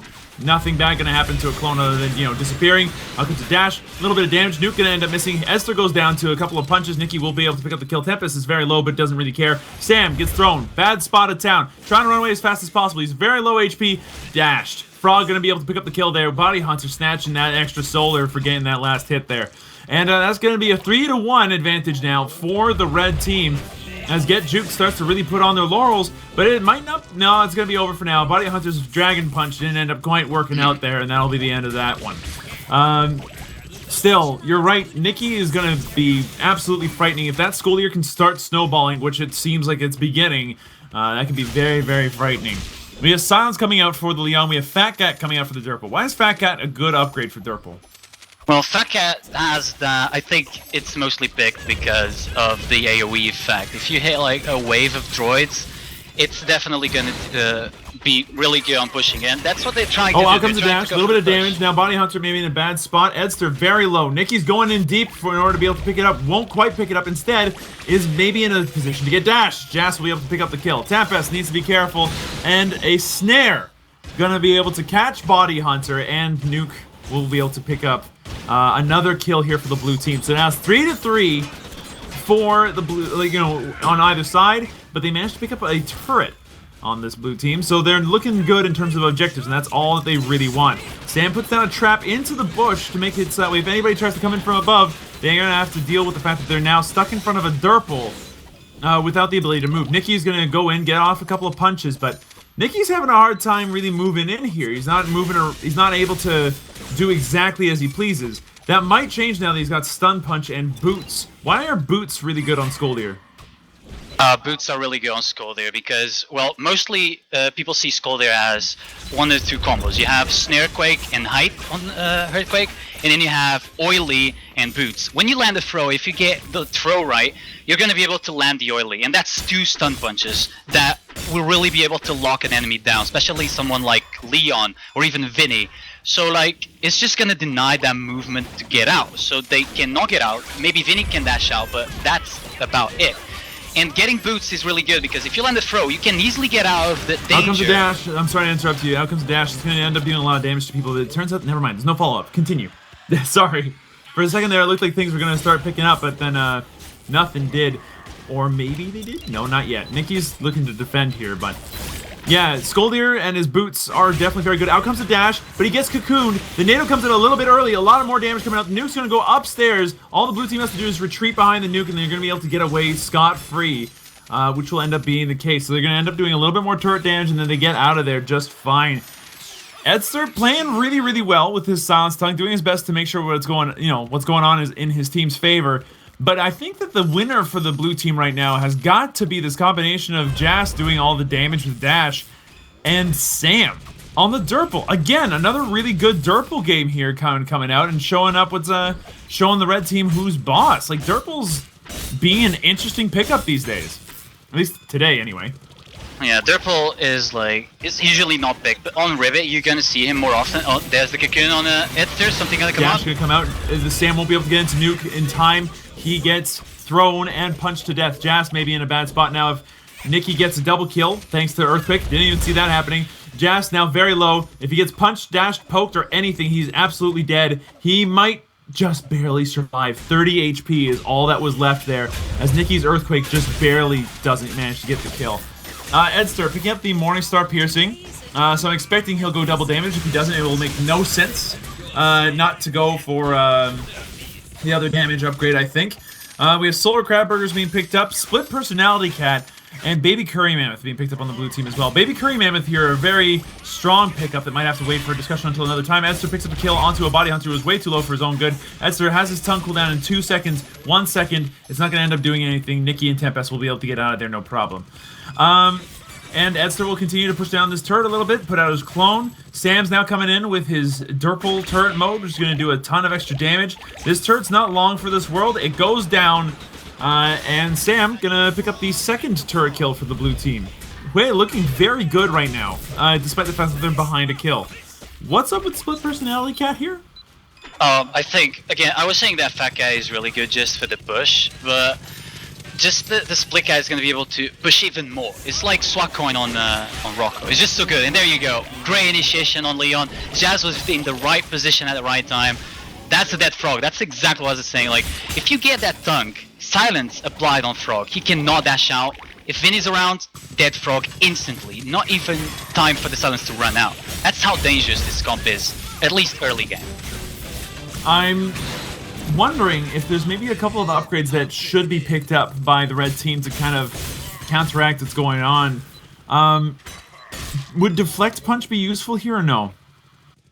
It could be, but I mean, it could be useful, yeah, because if you manage to deflect a nuke in the fight, I mean, that is gonna help a lot, and that is probably gonna be the game changer right there. The team fight may have to be turning tables if that happens, but it's just so rare, especially if you're still in sentry mode and you can actually detonate the nuke whenever you want. So you're probably gonna look for that if you actually see Oh, out it. comes the throw. Jas is gonna end up taking a lot of damage. He'll dash out instead. Body Hunter stuck in a weird position between a cloud and a silence cloud in a rock hard place. And that'll be that. They're gonna have to end up actually heading home. So Blue's gonna continue to cement their position where they're at. Nikki looking for a throw, won't find it. Edster goes in for a tongue, gets earthquakes. There's a lot of damage here brewing. Nikki gonna take a little bit of damage off of Fat Cat. He's trying to punch Sam down, gets off the throw, starts doing a lot of damage. Sam, way too low to be able to get off anything. Body Hunter will be able to pick up the kill. Now Edster in a bad spot. One punch too many. Nikki will be able to pick up the kill. Now Jas is the one looking maybe to pick up a kill onto Nikki. Will not be able to do so as Nikki gets just enough HP off of his third punch to be able to survive the dash and then some. Now it's just Jas against the entirety of the red team who now finally have a chance to start pushing in. Tempest and Body Hunter are going to go ahead and start pushing the top lane. Body Hunter switches down to the bottom lane. Nikki will start punching it down. It's already down to half on both turrets. Jas takes a cocoon, so the red team will swap downstairs. And boom! First turret of the game for red team coming in. It's now 7-5. Nikki's not done yet, though. He's looking for some damage on this top turret. Edster comes in and is now maybe looking for some blood. He's going to start sneaking around. Won't find anything yet, and will instead just go back to clearing lanes. We're 10 minutes in. It's 7-5. Red just started showing some real aggression. They're starting to show that they're into a groove that they could really use here. Spiritual coming out for the Genji. We have Snare Quake coming out for Nikki. We have Baby Curry Mammoth coming out for Frog. Why is Baby Curry Mammoth out for Frog here? Is it just because of Durple, or is there anything, Leon? Wait. Yeah, is it just because of Durple and Leon here, or it doesn't seem to matter that much as he tries to dash, gets stuck anyway, takes a lot of damage, but survives. Baby Curry Mammoth? Who knows? Is that, like, okay, is Baby Curry Mammoth to thank there, or is it just Frog being Frog? Skinner? The silence on tongue. Sorry, I was muted there for a second. Okay. Well, Nikki almost dying there, but that's not going to happen. He's going to be running away, and Edster may be in trouble here. Frog, if he has Dash Nova, the snare is just going to be super scary for that Frog. So, to answer your question, yes, I think Baby Curry Mammoth just saved Frog there, because the silence on tongue wasn't long enough, so he could dash and deny the nuke damage on for Double, so Double couldn't get the kill. So if you dash, you're invulnerable, so he literally just denied the nuke. That's how he get out. So I think BKM just saved his life there. Well, if that's 110 solar worth a life, absolutely. I think that if Baby Curry Mammoth saves you from even one death, it's probably gonna save you the amount of solar that it costs to pick it up. 110 is not all that expensive.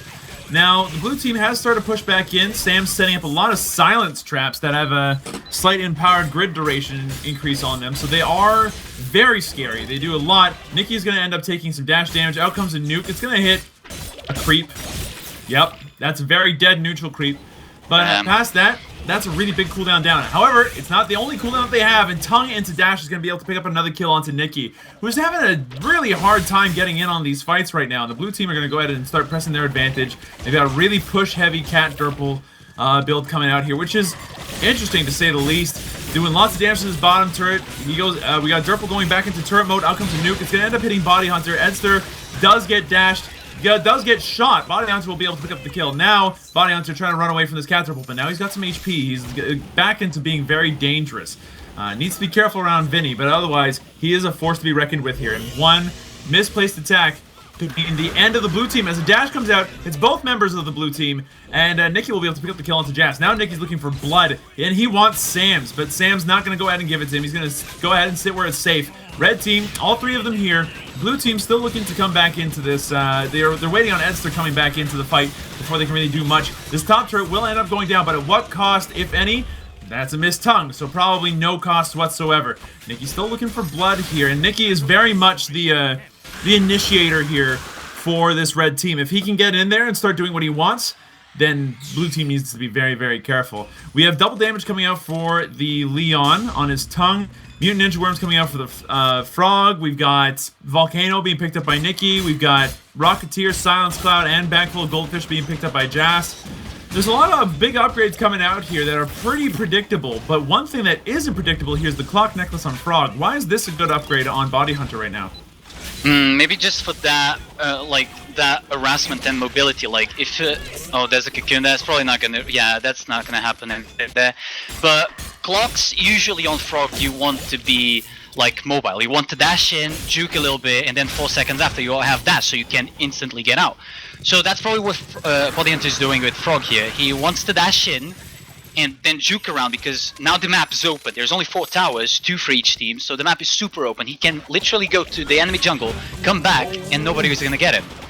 Well, that's just like that ends up being the case, but this map isn't as open as the red team would like it to be, especially when Edster can get in with a tongue, and Jas will be able to help do enough residual damage that Edster will be able to pick up the kill. Now, Edster needs to be a little bit careful. He's going to go upstairs and start positioning himself in such a way that he can go ahead and tongue people into snare traps of some kind. Sam is just derpling it up, doing what Derple does best, putting out a lot of damage on this top turret. Bottom turret's also almost gone. Quay is in a really strikingly strong position. Something I did not necessarily give them enough credit for was this Derple pickup. It's been absolutely astoundingly strong for them. I'm impressed, like thoroughly and absolutely impressed by their team right now and how they're playing. Yeah, I have to agree. Derple, it's unexpected. Out comes the dash. Tempest is going to end up going down. Sam picking up the kill with the nuke. That's now a 3v2 advantage again for Team Hugh.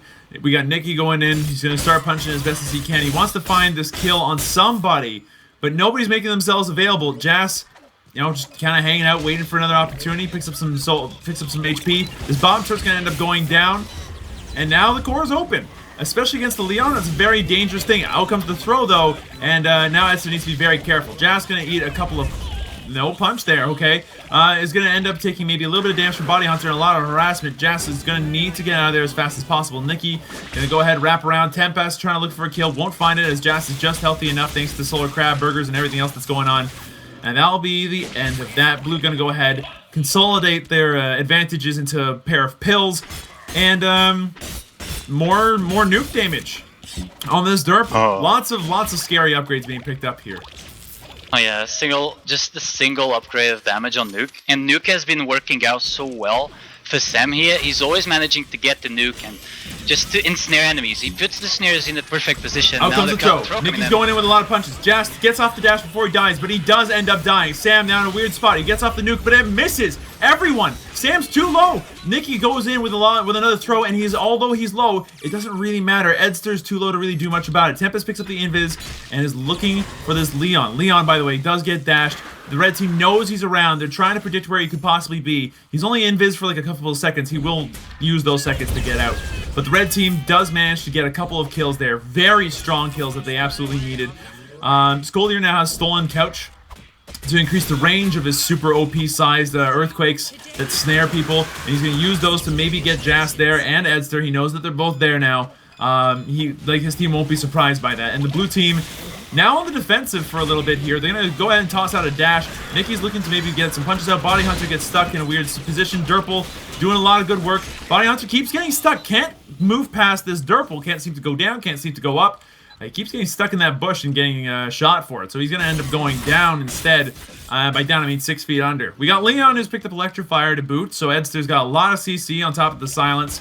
And blue team's now making a move onto this core. Earthquake's going to come out. So is the dash out of Vinny. Nicky trying to back off. Get some punches off. There's no creeps in there, Nicky. I don't know what you're looking for. So he's going to back off and let Hugh do even more core damage. This thing's down to about 2/3. A little bit less. Earthquake's going to end up missing. Sam coming back here to help with Edster. Edster quite low though. Out comes a dash. It's going to be enough. Body Hunter going to be able to pick up the kill. Now Jas goes in for a dash. Sam going to be able to land a nuke, but at what cost? His life. That's not necessarily going to be worth it right yet. And Jas will just barely manage to be able to teleport out of there safely. So 2 for 1 here in favor of the red team. Despite the fact that their core is going down, they are showing signs of life. And it's pickoffs later on in the game. They're going to end up being far more valuable. 17 minutes, 45 seconds into this game. It's anybody's game still if this keeps up. This red team just needs to get a couple of really good kills here, and they should be able to push in and kill off a couple of turrets and maybe even go for the core on the blue team. Oh yeah, the comeback just started 2 fights ago where they managed to do a double kill and Edster was the only one alive. Now Nicky's kind of low. Speaking of Edster, he gets punched, thrown, dashed, killed. Down he goes. Jas looking for a kill onto Nicky. Gets cocooned instead. Body Hunter's right there with a hammer pants dash. Sam now in a bad spot. Gets thrown. Gets punched. He's getting completely followed up on. Tempest will be able to pick up the kill there with the butterfly gods blessing him with the damage necessary to be able to pick up that kill. And now the red team is going to go ahead and start doing some serious damage to these back-end turrets. Something that Nicky's more than happy to punch his way through given enough time. There is no chance that this bottom turret survives long enough for the blue team to really be able to do much. Edster not the best defender here, despite the fact that he's back. The other two are in the drop pod, but it's too late. That turret ends up going down. Now there's an open core on both sides, and even though Blues is, healthier, if another double kill happens like that, it's gonna be, or another team wipe happens like that, it's gonna be game over for this blue team. Interestingly enough, Frog picking up right back at you. Is that specifically to do with Durple? I would say yes, because Nuke has been a major problem for Frog and his teammates. So getting out comes the Silence Arbe- Cloud. Jas takes a dash, takes a couple of punches, does not end up going down. Durple comes in, Nuke comes out. Nothing ends up happening though, as it doesn't really end up hitting anybody. Sam gets dashed, attacked. He doesn't end up going down yet. Body Hunter taking a lot of damage. Nikki looking for a throw, gets off a few punches, but no one dies here in this engagement. The blue team have to know that right back at you is now an upgrade that Body Hunter has. If they're not paying attention to their items, they should be here, because that's a very scary moment for them. We got Heal being picked up by Genji. We got Antique Machine Gun being picked up by the Vinny here. Oh no. Jas just gets earthquaked, gets hit. Out comes the Arbe on the nuke! Completely wipes out the blue team. Sam killing his own team thanks to Frog. What an Arbe! That's going to be the game here. And that was just...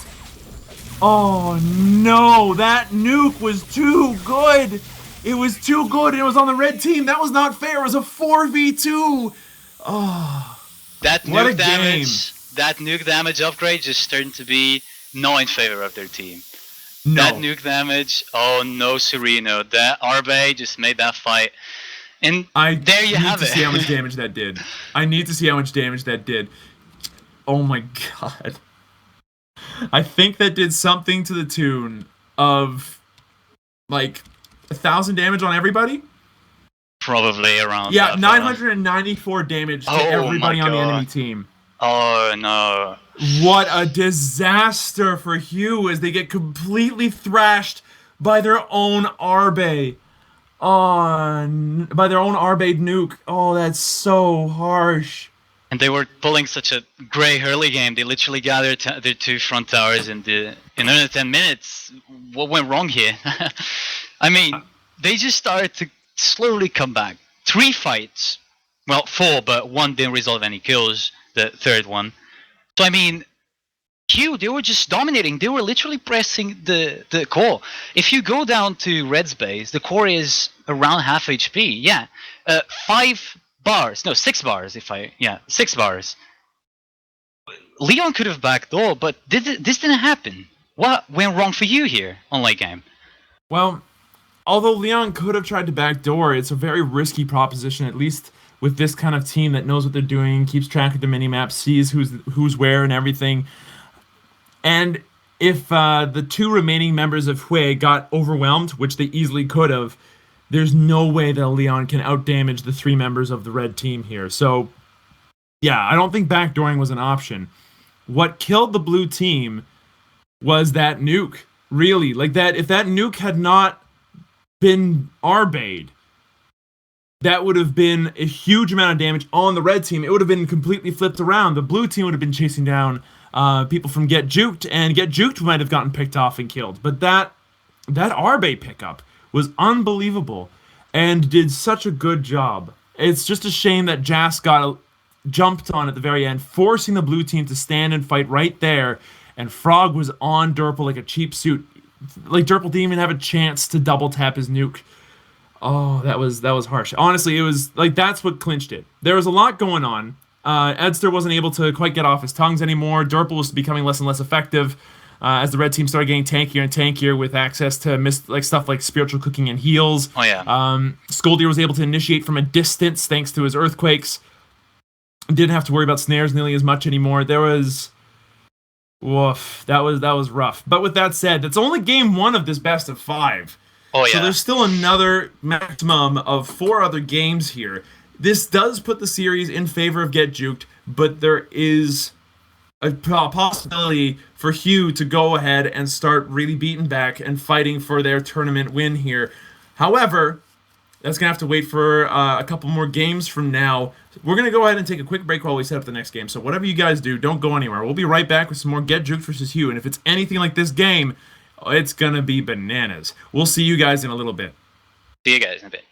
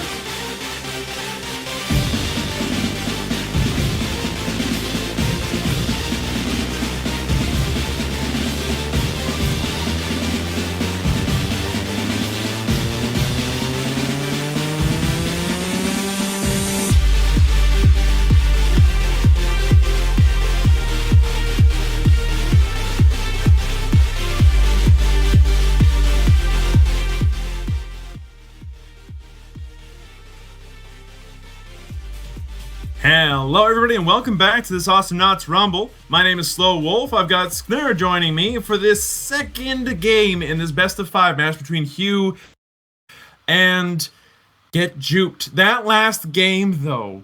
Snare, what happened? Briefly, summarize it for me. Give me the Cliff Notes version. Basically, Hugh was dominating first 15 minutes of the game. 15 minutes, if I'm not wrong. And then Gitchuk just pulled 4 team fights, and Hugh just... They couldn't take it anymore. That was it. Just Hugh, Gitchuk just literally just went in there, did the team fights, won, just went to turret, went to core afterwards, and that was the end of it. Pretty summarized up. Well, with that said, like, it was really, really strong. That Arbe nuke at the end of the game, absolutely clinching it for Get Juked. But in this game, too, we've got Hugh. They're back for a vengeance. They're going to go ahead and do their best to try to make this thing happen. And oh boy, do we have an interesting ban and pick session here for you. Hugh ends up banning Scoop and Sentry to start things off. And we've got Get Juked to ban out Vinny and Rocco. 2 very strong knots there. And 3 out of those 4 knots are definitely S-tier knots at the moment as far as competitive is concerned. To flip things up, Hugh ends up getting a Skoldir and a Voltar as their first 2 picks. And Ayla and Frog go the way Get Juked. A really scary couple of knots going into Get Juked's hands. That might end up... That could be bad. The final bans end up being Swiggins by Hugh, and Get Juked will ban out the Genji. And then final picks end up being Chucho Croc and Yuri. So our final lineups end up being for Get Juked, Ayla, Frog, and Yuri. And Hugh have got Skoldir, Voltar, and Chucho. Snur, what's going on with these lineups? I am afraid of Get Juked's lineup at the moment. I am just afraid. Like, Yuri's time bubble, dash in, and then Ayla's almighty damage. I mean, that if Hugh isn't scared right now, I mean, they have some very, very steel guts or whatever. It's just, I mean, that comp is just scary. Ayla is super good in terms of damage. Just as a standalone knot is just super good. It has sustain in Rubber Band Bow, and I is such a good way to initiate or to finish off opponents. It's just an overall good knot. Frog as well, and Yuri is such a good support for these 2 knots. As if you go in Yuri and Rage, and Yuri Bubble and Rage's DPS is going to increase, and the speed of the opponent is going to decrease, because it's the time warp. So, I mean, that is scary. And to counter these comps from Get Juked, they have Skoldir, Voltar, and Chucho Croc. It's scary as well. I mean, I've played against Hugh's Voltar, and they run Voltar quite a lot, and I have to say, it's pretty hard to beat them, if not almost impossible. And that's what we're gonna see here. What wins? The comps that actually on Hugh, I see like a throw into like probably knockback to help lock down an enemy. So if you get a throw into turret, he's gonna keep shooting the drones with knockback to keep you there.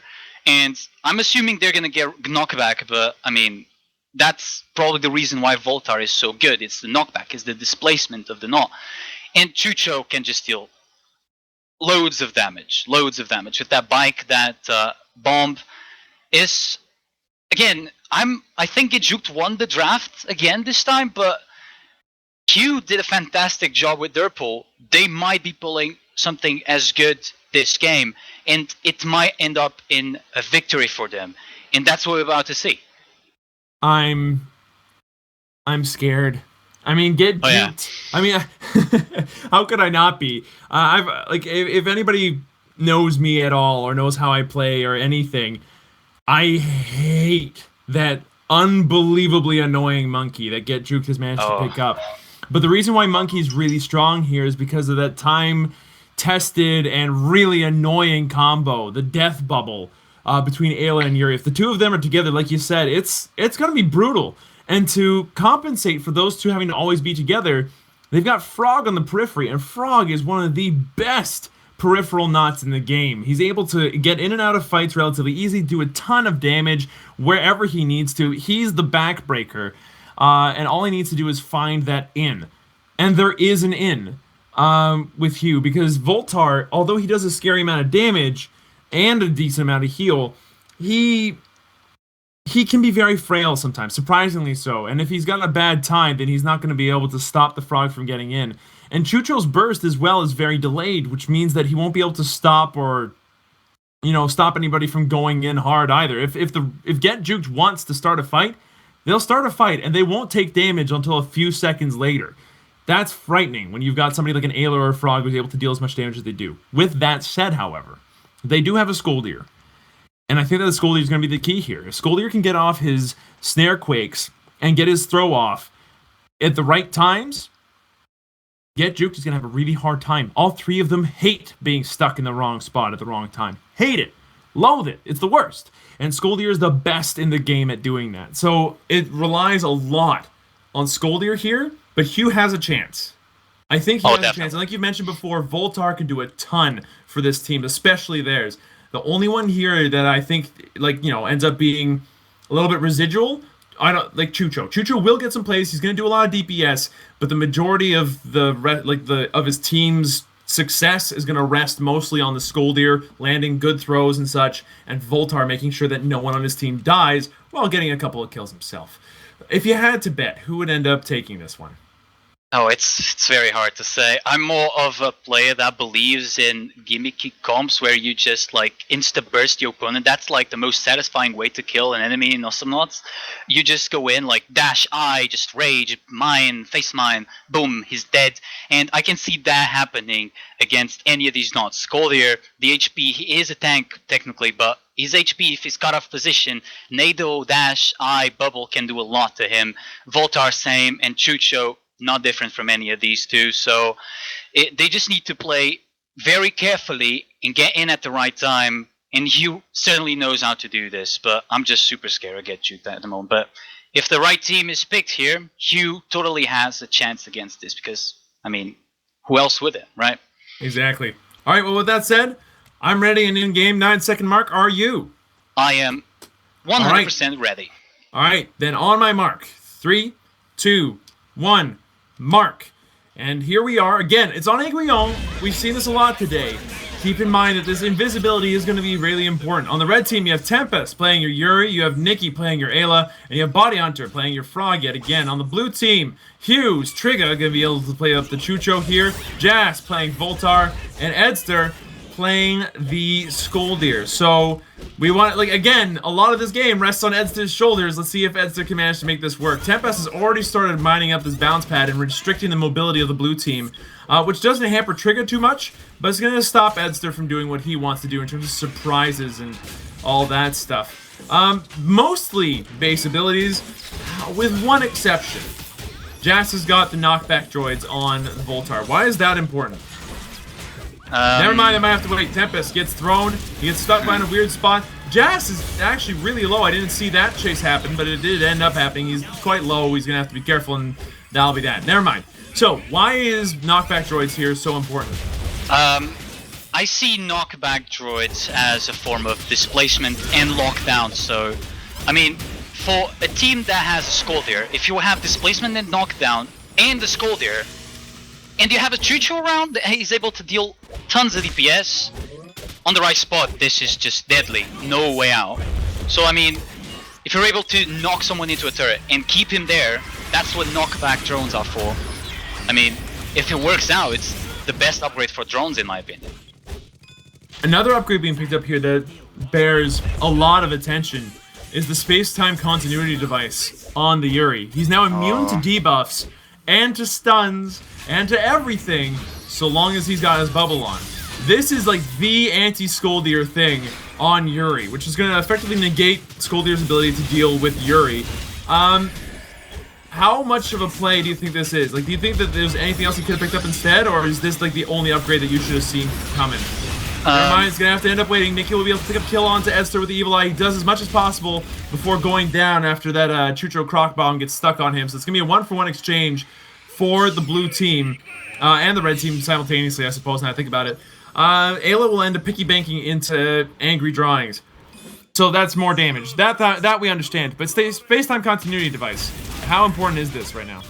It's so important. You see Voltar just digging to knock back on drones, so just having that during fights, so they're only gonna fight when they have bubble up. So if Skoldir cannot throw the Yuri, if he has bubble, he cannot stun him.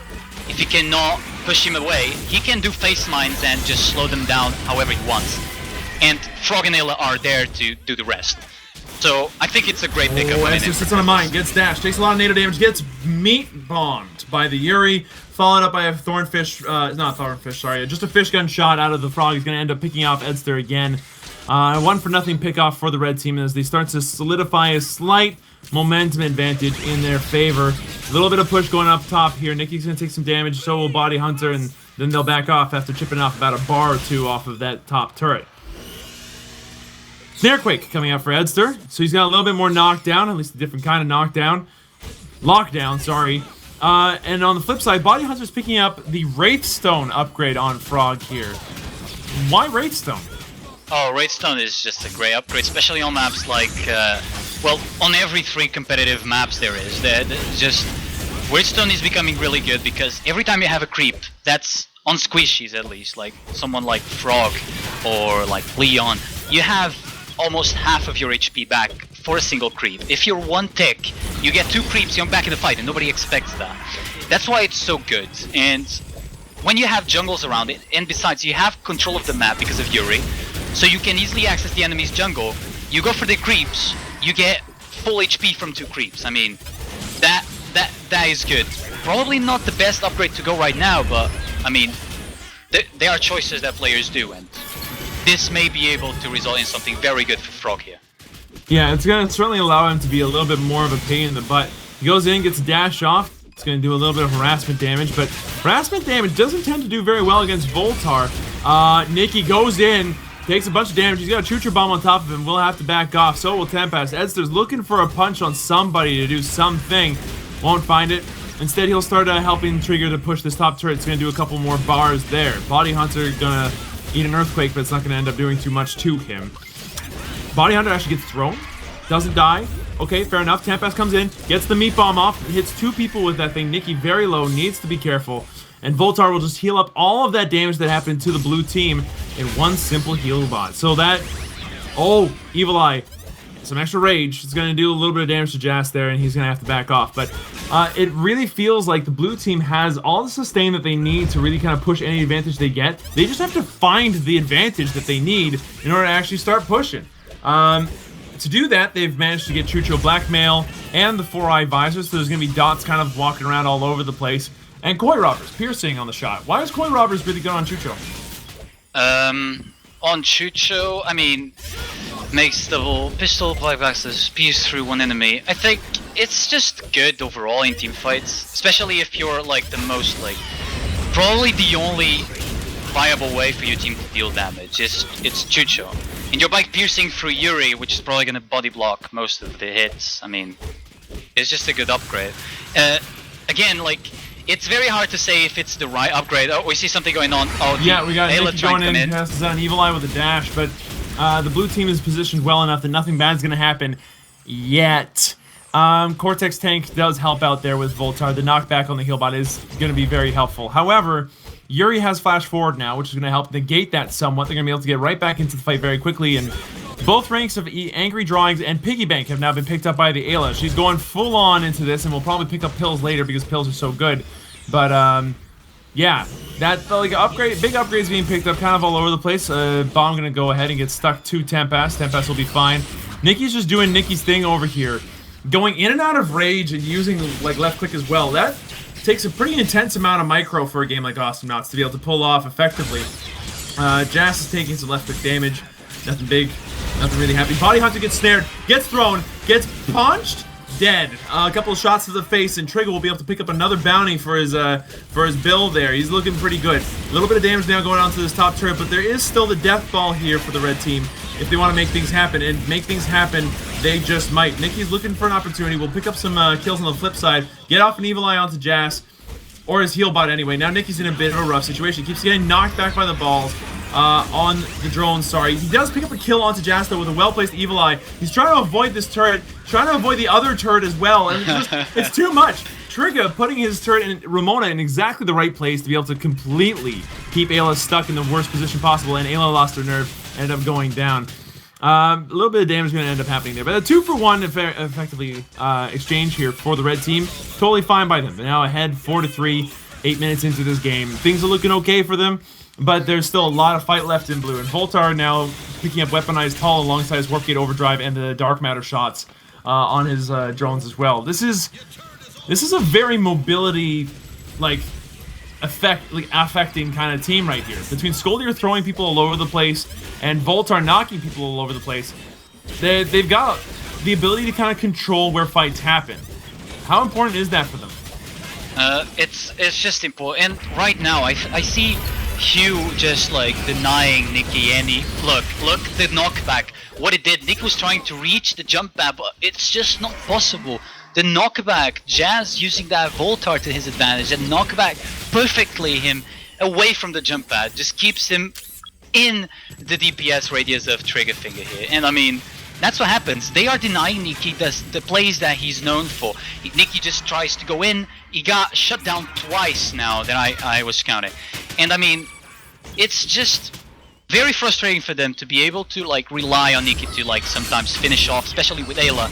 Even the noise is so good to finish off players, and he's not being able to do that simply because of all the CC. And look, almost caught Nikki again now there. If a throw land on Nikki, that probably been another Tempest kill. is going in with that ball though, and Trigger does get caught up in the Death Ball of Doom. That's gonna be a 1-for-0 pickoff, although Edster is looking for maybe a little bit of snare love. No kills. I honestly don't think that with Trigger dead, they can actually manage to get any kills very easily. Out comes another Earthquake. It's going to end up snaring 2 of them. And out comes the heal bot. It's going to end up healing the rest of the blue team that's left. Edster looking for a throw. He's going to find out the Body Hunter, but Body Hunter just dashes back. Edster gets completely caught out and killed. So far, that's 2 pickoffs for nothing now for the red team. And Nikki, maybe in a bad spot, gets knocked back a couple of times, but otherwise it ends up being totally fine. He's playing very aggressively, staying close to the Yuri mine there, so that way if anybody follows up, they end up taking damage just by being near the mine and, you know, eating it, I guess. There's a lot going on here, but the momentum feels like it is more or less in Blue's favor still, but we've got red team with a lot of signs of life. Like they still look very strong. They've now got the heal bubble. They've got right back at you on the frog, which is going to be very scary against this Voltar.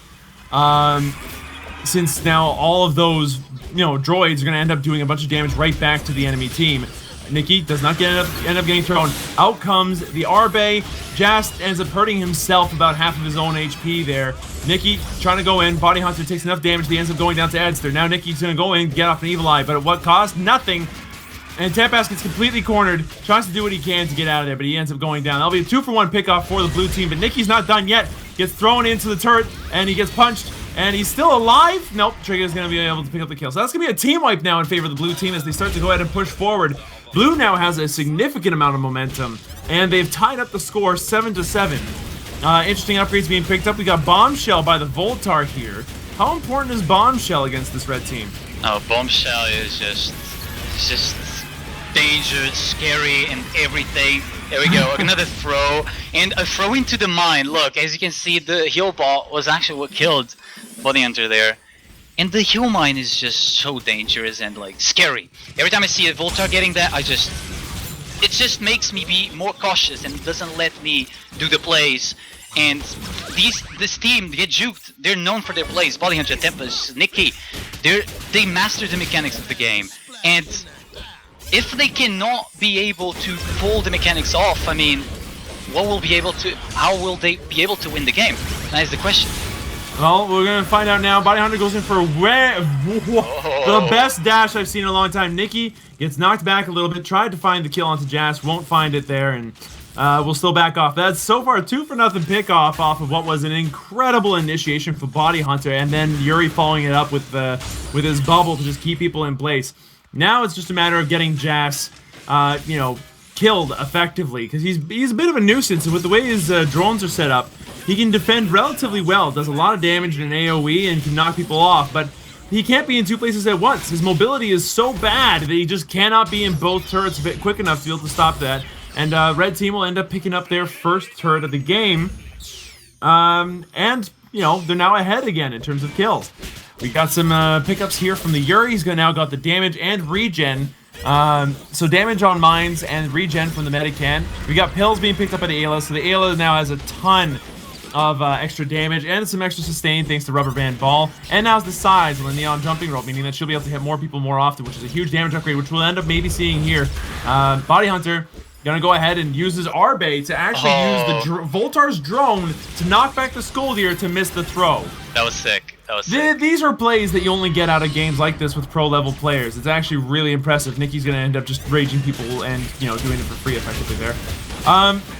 This is anybody's game, but man, there's like these tiny plays that the red team is doing just to like keep things in their favor. All you have to do is not get picked off by big AoEs out of Trigga or Skoldir. Like, don't get thrown, don't get bombed. And more importantly, this Voltar is doing so much more than I thought he would. How do they deal with this Voltar? Voltar it's pretty hard to deal with Voltar because as soon as you try to initiate, you have the dash, but if you have dash out, if you place a heal ball and you're nadoing, your nado gets cancelled. So as Frog, you can't really provide much of an initiation, and Ayla and Yuri can all really follow up. The debuff immunity on Yuri's bubble is gonna deny that a little bit, but just for Yuri, and that is the problem. That's why Voltar is good, because he can just zone them out. He just can just push them out, push them in. He just maneuvers your opponents. That's the secret key to Voltar. That's why it's being so good, because he's doing that. And the Juked are not able to pull the plays that they are used to. That is the thing. And they are used to doing like being able to run roughshod over people, but you're right, this knockback, these throws, everything that they got going on for them is really quite frightening. Esther gets off the throw, but it doesn't end up going anywhere. And as a result, the red team is now deathballing as hard as possible, and we'll be able to pick them up. Trigger, you're in a bad spot of town, man. Down he goes. Nikki picking up a double kill, and now it's just Voltar defending. But Voltar can only defend like one lane once. Nikki will be able to just like pick off that heal bot, and now the red team's looking to just do as much damage as possible to this top turret. Jas is slowly floating his way up there, but not before this top turret takes about a quarter of its HP in damage. And the bottom turret goes down to Tempest, and just him being like, yep, I'm a Yuri. Like now, this bottom lane is going to take a little bit of damage. There's action happening. Red team starting to look dominant again. They got 3 kill advantage. They got a whole level's worth of experience on top of the other one. I'm not exactly sure this, like, I know the Voltar's doing a lot, but the Voltar's the only one surviving. What do Trigga and Edster have to do to not get picked off like this again? Oh, it's kind of hard for them not to, because I mean, if you focus, I think Juked are trying not to focus on Voltar and target him. Like, you're targeting just probably to bait the heal bot, but if you target Voltar, he can just like, oh yeah, all right, mates, they just used everything on me. Go in, Chucho goes in, Skoldir goes in. Probably that team. That is the thing. And by them not focusing on Voltar, they deny the strategy. And they can get the relevant nods that can actually deal some considerable amount of damage, like Chucho and Skoldir. They take him out, they make him die, and I mean, it's been working out so far, so just keep doing that. And there we go. Which Trigger finds himself in a bad spot of town, gets death ball. Now Edster's maybe in the wrong spot. Takes an Evil Eye and too many chain locks to be able to survive it, and he'll end up going down. That's again the 2 DPS knots while Voltar's away. The red team will play, and they'll end up picking up this top turret very likely, although Nikki does take a ton of damage. Tempest is trying his best to heal it up. Jas only has so many drones that he can whip at this enemy team before he runs out of them. He's like kind of on cooldown reserves now. Top turret ends up going down. Now this bottom turret taking damage. Body Hunter kind of reflecting some of the bullets right back. Tempest is going to go ahead and support it. Nikki's going to try to do his best to do what's possible there, and that turret takes about a quarter of its HP in damage. I'm afraid for this blue team, but they can do this if they manage to coordinate their attacks on somebody. I think the Yuri, but this is really tough. What does the blue team have to do to really just get a pick off on anybody on this red team? They haven't gotten a kill in a very long time. It's hard. They just need the perfect initiation, and to get the red team never mind. It's off gonna have guard. to end up talking for another time as Esther takes a ton of damage. Nikki goes in for as much damage as possible, but Esther gets the backwards super punch, getting the kill onto Nikki. Now Tempest and Body Hunter Body Hunter, why did you fall into that? Gets earthquaked as well, manages to dash to be able to avoid the damage at the very least, but now he's being chased. Out comes another bomb, that'll be the end of it. Trigger picks up a kill. 2-for-0 exchange now in favor of Hugh. Hugh now looking to go ahead and get as much push as possible, and Tempest, although Tempest is very good at, putting down mines and stuff, he can't safely do that right now, so all he's got right now is his left click, which he's doing some with, but it's not enough to really stop this turret from taking a ton of damage. But Nicky's back, and Nicky's angry. Nicky's going to go ahead and put on an Evil Eye that does a half of Voltar's HP bar just in one go. And then that's going to go ahead and dissuade the rest of the fight. Now Tempest can go ahead and start putting out his mines again, start being annoying, put down, start creating a battlefield that's worthy of him. Jas, very, very low. Needs to be careful. Will end up being saved by his team. The rest of the red team will go ahead and just go back to farming, establishing the position, killing Trigger with a well-placed mine out of Tempest. Now they're chasing down Edster, who's getting deathballed. Down he goes. Body Hunter will be able to pick up the kill with the NATO. And now it's just Jas again, all by himself. Now we've got Get Juked doing their best to take out this core. It's already taken 1 bar of damage, and Jas is not in the right spot to really make good use of this. He's used up the majority of his cooldowns already. Red team's got some droids already in there. Nicky's just kind of zoning him out. There isn't going to be much left at the rate this is going. They're going to have to, the red team will have to back off, but only because the rest of the blue team has spawned back. And they're going to start doing some damage to this bottom turret, back off. They're going to do what Get Juked is known for doing. Be annoying, be everywhere, get a kill onto Jas using mines, because Jas jumped onto the mines because that was intelligent. This is not Blue's game right now. This is not their strongest show. No, I have to agree with you. I've seen Voltar in base while blue team was fighting twice now, and the red team got a double kill because of it. Solely because of it. Because if Voltar was around... Edster's maybe in a weird position as Nicky goes in from behind, gets a kill onto Trigger, but Trigger ends up going, and this Trigger does end up going down, but Edster does pick up the kill on the Nicky, which is a big kill. Edster's doing his best to defend, but at what cost? Edster's now on the wrong side of history as Body Hunter manages to pick up a kill there. Jas does pick up a kill onto Tempest. The support battle going in favor of the Voltar. However, that's not the entire story, as Body Hunter is trying to go ahead and duel this Voltar. Voltar gonna hang around his mine. Body Hunter says, you know what, screw this. Froggy GB out. And he just teleports out and calls it a day. 2-for-2 exchange. They'll take it. They got rid of the bottom turret. It is now a completely open blue core. And that's everything that the red team has ever wanted. Now they can surround this enemy team if they decide to defend this core. Oh yeah, it's not looking good for Hugh. If they pull a comeback, it's gonna be even more impressive than what they did, but there Gas we go. comes out. Out comes the NATO to follow up. Nicky gonna go in and see if he can't get some vengeance for his fallen teammate. Maybe not. Gets shot down. Trigger just barely survives. A double kill for Trigger because the two, ballsiest team members on Get Juked get too ballsy and then get killed because 2v3 are not good odds. That was sloppy play out of Get Juked. They decided to initiate, and that was Frog and Ayla initiating on Hugh. Hugh didn't even force the fight. Yuri wasn't around, and they decided to just go in. Why not? Probably they got a bit cocky, but I mean, you can never tell. And again, that resulted in a punishment. Hugh was able to punish them, so which makes me believe that this isn't over yet. If Hugh manages to do this, and if Getju keeps doing these mistakes, I mean, it's not going to be much left. Another double kill is going to result in a tower down because the droids are more pushed now. That Let's see. Might not end up being the case, though. I mean, it's a little too close to call, and it's difficult to say whether or not Nicky and Body Hunter will get that greedy a second time. I actually doubt that will end up being the case here. They're not going to play safe, stick next to Tempest, and if they don't, well then that's their own fault. They can go ahead and die for it if they so please, but that will be the consequence for it. It's a tough one. It's anybody's game for sure. Body Hunter goes in with his tweeters, gets off the dash. Edster just goes down, melted. Red team has not taken enough damage to really make it worth it. Anybody that has taken damage can use that lack of HP as a damage source. Nicky will end up going in, doing a little bit of extra damage to that Evil Eye. Trigger's very low. Body Hunter will be able to pick up the kill, but at what cost? His life.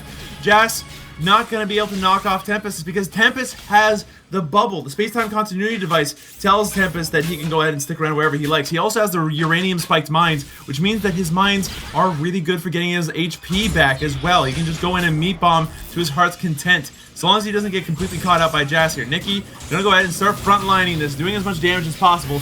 Edster's come back. Edster's back in town. Don't worry, Papa's here. The blue team will go ahead and defend their core for another assault. But it does take another amount of damage that is, another significant amount of damage. It's down to 2/3. Oh yeah, I mean, another fight for Get Juked side, it's gonna define who wins this game right now. But, I mean, Jas staying alive is probably their best bet. Or even Trigger. If Scoldy gets alive, 1v3, that's game. But if Jas is able to just knock the droids, knock everything out, there's still a chance if they lose a fight, but it's gonna be very, very, very close. So, I mean, they just really need to pick off the right opportunity at this point in time. They're showing just respect. Look at them. They're just holding the choke points of the back turrets. It's very, very dangerous right now. A fight will define the game. This next fight, I smell that, will define the game. There we go. Some initiation going, some poke. But Bubble will deny that. Voltar coming Jas in. in the wrong part of town. As Frog goes in, gets off the tweeters. Jas is solo. He's going to have to back out of this fight. Now, Nikki on his own, but going to toss it an Evil Eye. And that'll be the end of that particular engagement. Although Nikki's coming in from behind. In comes the Evil Eye, the Rage. That's going to be a kill onto Edster. No more initiation for this blue team. Body Hunter going to see if he can't come in from behind. Gets off the dash, but doesn't end up hitting anybody. Goes in for the tweeters. It misses, unfortunately. Ooh, but there is still 3 of these red guys versus only 2 of these blue ones. Out comes the Bomb Tempest. Very, very, very low. Needs to be careful. Does barely manage to survive for now thanks to that heal bubble, plus the slowdown time, giving him enough time to actually get the health necessary to survive Chucho's bomb. And that will be the end of it for Tempest. He'll go ahead and back out with the rest of his team following suit directly after. They're still going for other upgrades. Jail Food being picked up by the Ayla for more Evil Eye damage. You have Baby Yeti being picked up by the Yuri for a little bit extra slow, which is a very powerful upgrade because that slow ends up effectively being more DPS. Twister Tweeters now completed by Body Hunter. This is do or die mode, folks. In comes Nikki. Tries to do as much damage as possible. The knockback on Jas does a lot. Body Hunter goes in with the tweeters, but ends up going low enough that he gets picked off. Hugh looking really good right now after that 1-for-0 pick-off. With Body Hunter out of the way, that's a lot of damage now missing from this red team, at least a lot of on-demand damage. And now they're looking to go ahead, pick up level 17, start doing some damage to the turrets for the first time in 5 minutes. Tempest gets bombed.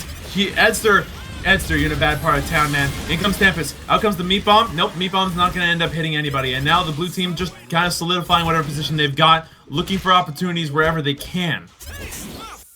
And the opportunities are gonna be lacking, if I can say myself. I mean, we're reaching that point in time that levels are almost Body Hunter gets off the dash, gets off the NATO with the Arbe. It's going to reflect enough damage to be able to kill Jas alongside Nikki's Evil Eye. Now Tempest in a very rough spot, very low. Gets picked off by Edster's damage over time, but Nikki gets the kill onto Trigger with the Evil Eye. Now it's just Edster left. Nikki goes in, starts raging, starts Evil Eye, and starts chasing as much as possible. Edster takes so much damage, has to back off. Now Body Hunter and Nikki are going to go ahead and start wailing on this core.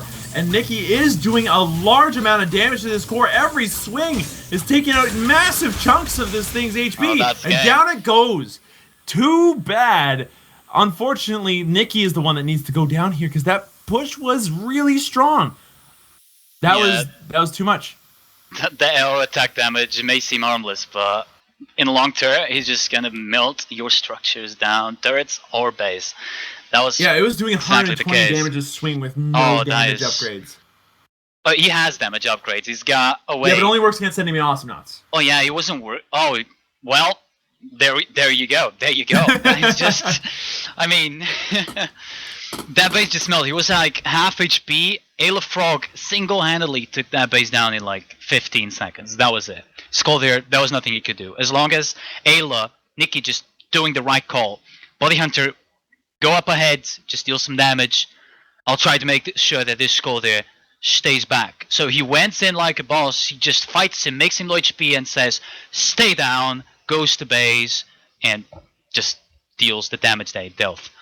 That Arbe at the end there, picking off the Voltar was so clutch. Oh, yes. I mean, with Jas unable to use his drones to be able to control the fight and effectively hurt himself with it, that was really key in that last fight. That was an unfortunate situation for them, and I honestly think that that's what cost them the game, was just losing out the Voltar at the very end. I mean, the momentum was against them, But that fight was decided when Jas shot a drone at the Frog, and Frog went, nope! Exactly. Frog did a good job initiating. It's very risky to just go balls deep like he did. He just literally just dashed the enemies, just starts a NATO R-bang, trying to get some damage. But the team is always there to support him. He didn't die in the end, lucky for him, but just the initiation was good. He managed to take down Voltar just almost instantly, and that's exactly what made them win the fight. Skoldir alone, as I said in the middle of the game somewhere, Skoldir will not be able to defend, and that's exactly what happened. I actually have some things to point out in the builds. I've seen some interesting upgrades here that we didn't actually talk about. We see Yuri getting the regen. I'm surprised that Frog didn't get regen, because regen is very good. He actually PG'd instead. I think regen would be very good because in Bubble, regen is gonna also take, like, the fast forward is gonna also take effect in the regen. So whatever regen you have, you're gonna have it 15% faster. So, and that and heal Bubble is just super good. I think Frog should have probably not opted for the PG and get into the regen. Also, one thing to point out: Yuri got the range on laser, which was pretty good for him to be able to poke down structures in enemies. Was a key item here, in my opinion, because he was able to poke down the base for 2 or 3 bars, which may seem not relevant, but it certainly is relevant. That's permanent damage. Even if he dies, those 3 bars are probably going to compensate if they don't push. It didn't die. He was just there. Voltar didn't have the range to push him away. Just there, poking the base, doing monkey things, and again, core damage is permanent. So those are probably just the most key clutch items that I can think of. Probably Frog there again, the regen. For Hugh, I have nothing to point. I mean, 2 fights that I noticed, Voltar out of position. They are in positions, the other 2 elements are in positions where they can get initiated on. With Frog, fantastic job on initiating, gotta say. And they just... Get Juked had this in the bag since Get Juked managed to do really well. The backbone of Hugh, being Skoldir and Voltar, just couldn't quite withstand the pressure of Nicky's Ayla, who went 13-7. Oh, yeah. And like, his Ayla is on another level. If you think that Ayla is just go into rage and then win, Nicky's got something to teach you, because he's in and out of rage constantly, always using his evil eye. It's something else. It's really entertaining to watch. And we're going to be in a game 3. Maybe we'll be able to see another Ayla pickup. Maybe we'll see something else a little bit more janky coming out of Hugh to try to upset the meta game here. But we're going to have to go ahead and prepare that. So we'll be back with game 3 between Get Juked and Team Hui. Don't go anywhere. We will be right back. Right back at you. Okay.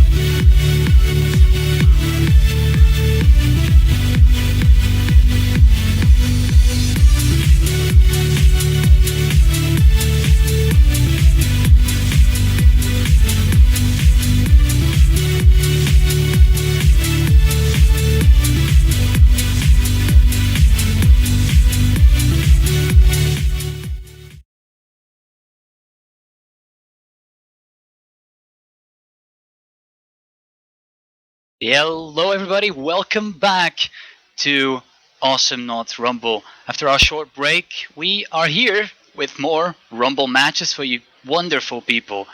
And Slow Wolf, as you probably know if you're rereading the chat, he had to go. So instead, we have the wonderful Mr. Pillow. Hello, man. How you doing? I'm doing fine and wonderful. I just got back from vacation in Florida, and so now I'm ready to hop back on into the whole Awesomenauts community.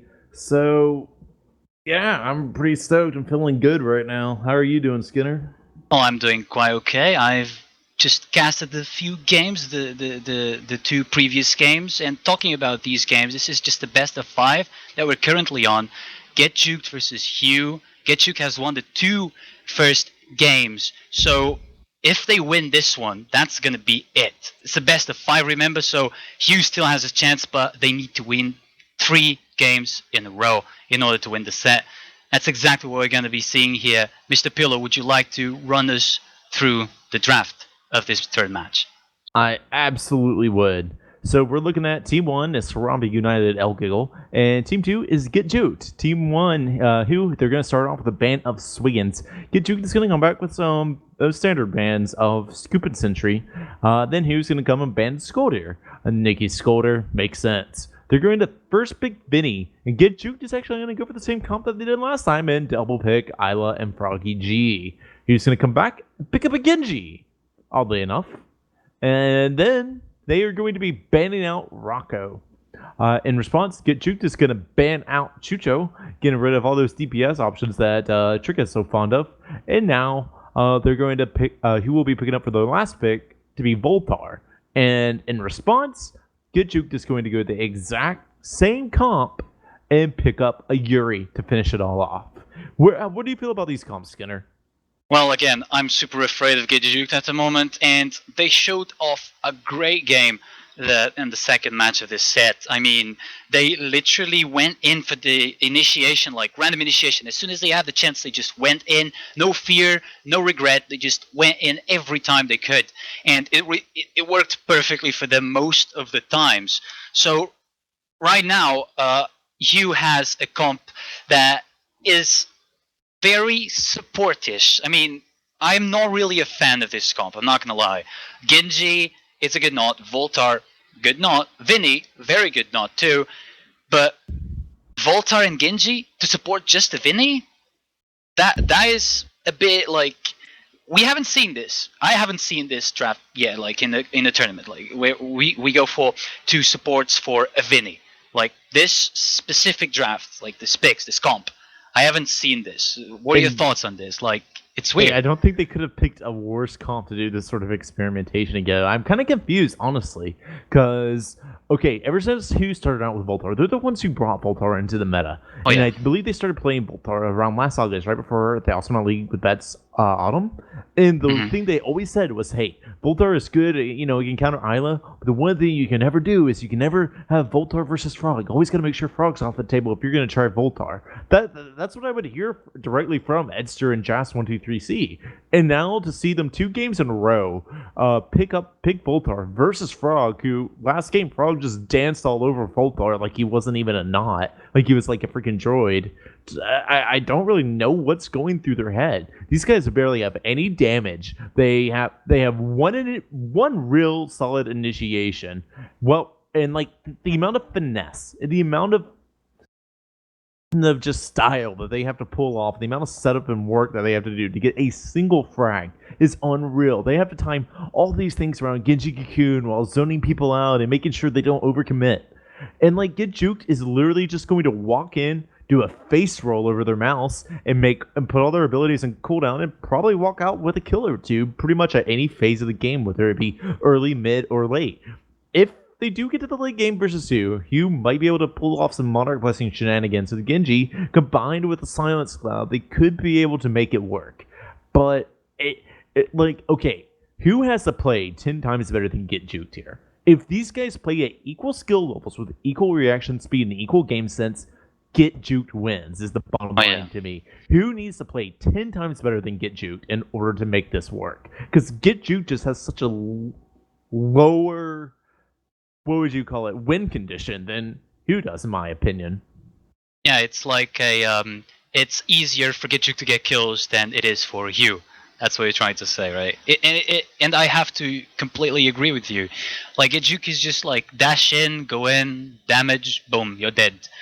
For you have to like, okay, Cocoon, alright, should we go for the guy's Cocoon or the other ones? Or like, okay, knockback, alright, just go. They don't have this just like, go in, no regret, right? Because they don't have this like, escapability. Like, Vinny can dash in and Silence Cloud.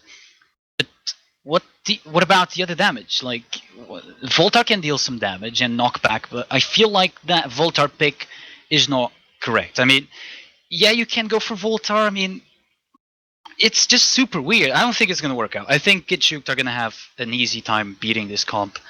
Because, I mean, just look at the comp. Just look at it. I mean, I'm trying to run the numbers in my head. Like, okay, so let's say it is late game, okay? And let's say, let's be as optimistic as we possibly can for Hugh. Like, let's say that Genji, he goes Jarg Eggs, Misfortune Cookies. Let's say that there's triple damage on Vinny. He doesn't even have range dive. Like, okay, that's like 900-ish damage on Vinny. The Jarg Egg and Misfortune combo, that's going to be like, what, another 800 damage? We're talking about maybe 1700, 1800 HP. You know, toss in, you know, another 1000 damage from Boltar. Right around 2800, and honestly, the damage from Boltar is going to be inconsistent. It's usually going to be less than 1000. And this is like very late game where everything's clean and focused. Like, Isla still has a shitload of sustain, excuse my French. Frog still has like Harambe, he still has an invincibility frames, and like Yuri still has time bubble, and like we know he's gonna get regeneration pod. Like, where are the frags? Just like who has to work so hard to just get one kill, and Juked just has a million options and a million things they can do in basically any situation. I honestly think that they just want it traps. Oh yeah, for me, Get Juked has this in the bag, but Hugh has shown like that they can put a good fight. They were dominating, to say the least, in early game of the first set. On the second set, not that good, but they still shown some signs of life. If this is the chance that Hugh has to come back, and if they actually manage to win this one, the other two games are not going to be a problem. If they actually win with this comp, let's assume they win.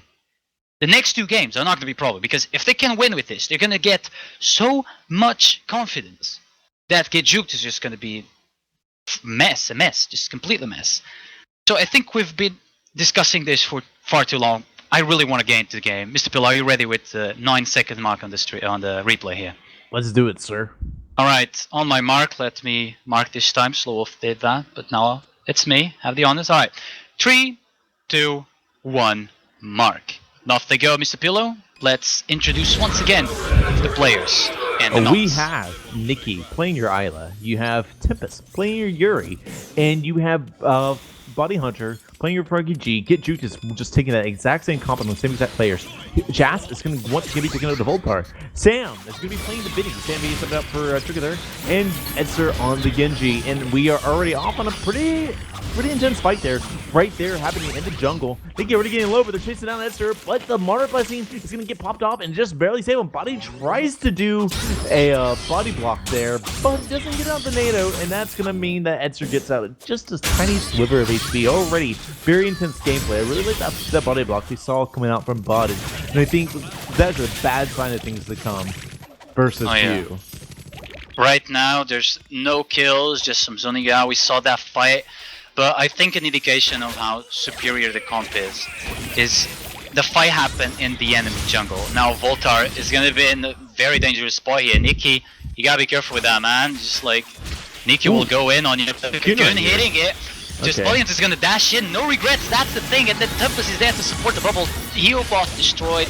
And they're low, but Ayla getting an eye, I didn't see that. Did Vinny miss that spike dive there? Oh, I didn't see it. My autocam was on Voltar on the jungle for some reason. I didn't see that, unfortunate for me. Yeah. Oh. Yeah. We so see. I just rewatched it. So Sam spike dives into Vinny. Spike dives into Nikki. He's like 1 HP and misses it by a pixel. And Nikki's like okay and evil eyes him, and that's how first blood happened. So, All right, wow. so let's what's gonna pause happen then. now, in your opinion? No? Go ahead. What time are you at? Okay, I'm 2 minutes, 2 minutes and 1. Now there's some fighting going on. Body Hunter 2 HP of 2 bars of HP. He's gonna run safely home as Tempest is there with the bubble, just to make sure if anybody comes in. The Voltar already has those droids, and now my question is, Mr. Pillow, how are you holding up on your replay there? I am 2 minutes and 20 seconds, 21, I'm 22. literally at you, dude. Don't worry. I don't Okay, just to make sure. And that there you go. Just gonna get popped out, and Body Hunter's gonna splash back toward it being safe, and we're gonna see the Invis get picked up. We're gonna see a pretty bad pot shot coming up from Ezra. Nothing's really gonna happen. Do you think we're gonna see a big play come off in this Invis that we see on Sam right now? Oh, if they manage to get like a cocoon and something good happen, like imagine they get cocoon close to the turrets, and Voltar is probably there to get like, oh yeah, just some knockback into turret. That is gonna be dangerous, but I just don't see that happen. It's just like, they are not gonna put themselves in a bad position, and you can see they're just fighting in the enemy jungle and winning, making sure the blue team in the face line in the eye. That was an insta kill for a full HP Vinny.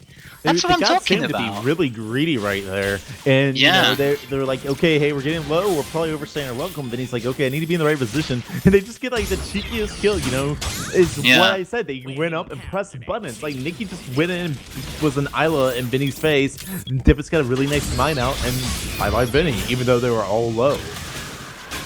Exactly. Like, I mean, again, it's just so easy for them to get pickoffs. The mobility of all these knots is just so bad. Like Genji, ability bad. Vinny, yeah, the drop down is good, but on Aguilon, you're not going to be able to do that quite often because you have jump pads and you can't really go down unless you go in a predictable way that other knots can also go down with. There's no many platforms around.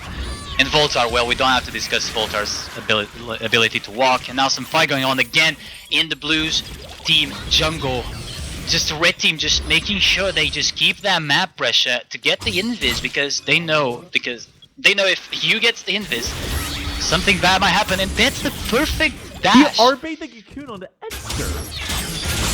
That oh yeah, you're right. I wasn't even like processing what just happened, but the RB was what made Edster the cocoon. Yeah. Wow, okay, RB, gotta give it to you, Body Hunter, not gonna lie. But you played Frog 3 games, if I'm not mistaken. Yeah, 3 games of this set, and you bought Arbe, and the Arbe was pretty much like Nikki's like going in here. They're trying to find him. Yeah, it's just like it's just working so well for Get Juked. I don't see how they're gonna lose. I mean, Q must be. Edster just picked up a Viz. Let's see if they can make something happen right here. He's on the hunt. He's on the prowl. He wants a cocoon. Okay, there's cocoon the Arbe. This is the time. They got Tempest. They need to be there. They could have killed that. In my opinion, I think the spike knife plus 1 or 2 drones from Dash would have been enough. Unfortunately, they didn't. So I guess they're playing it safe. They don't want to go high risk, high reward right here. But even if they ended up with 1-for-1, I think 1-for-1s are going to be in favor of Q. They do have more late game favored knots. And Body Hunter's going to get Q, but he's for RQG, so he's just going to splash dash out. He doesn't really care that much. I think like 1v1s would be a bit hard, especially like, okay, see, that's the damage. That's half the Nikki's HP with single dash, and he doesn't have damage yet.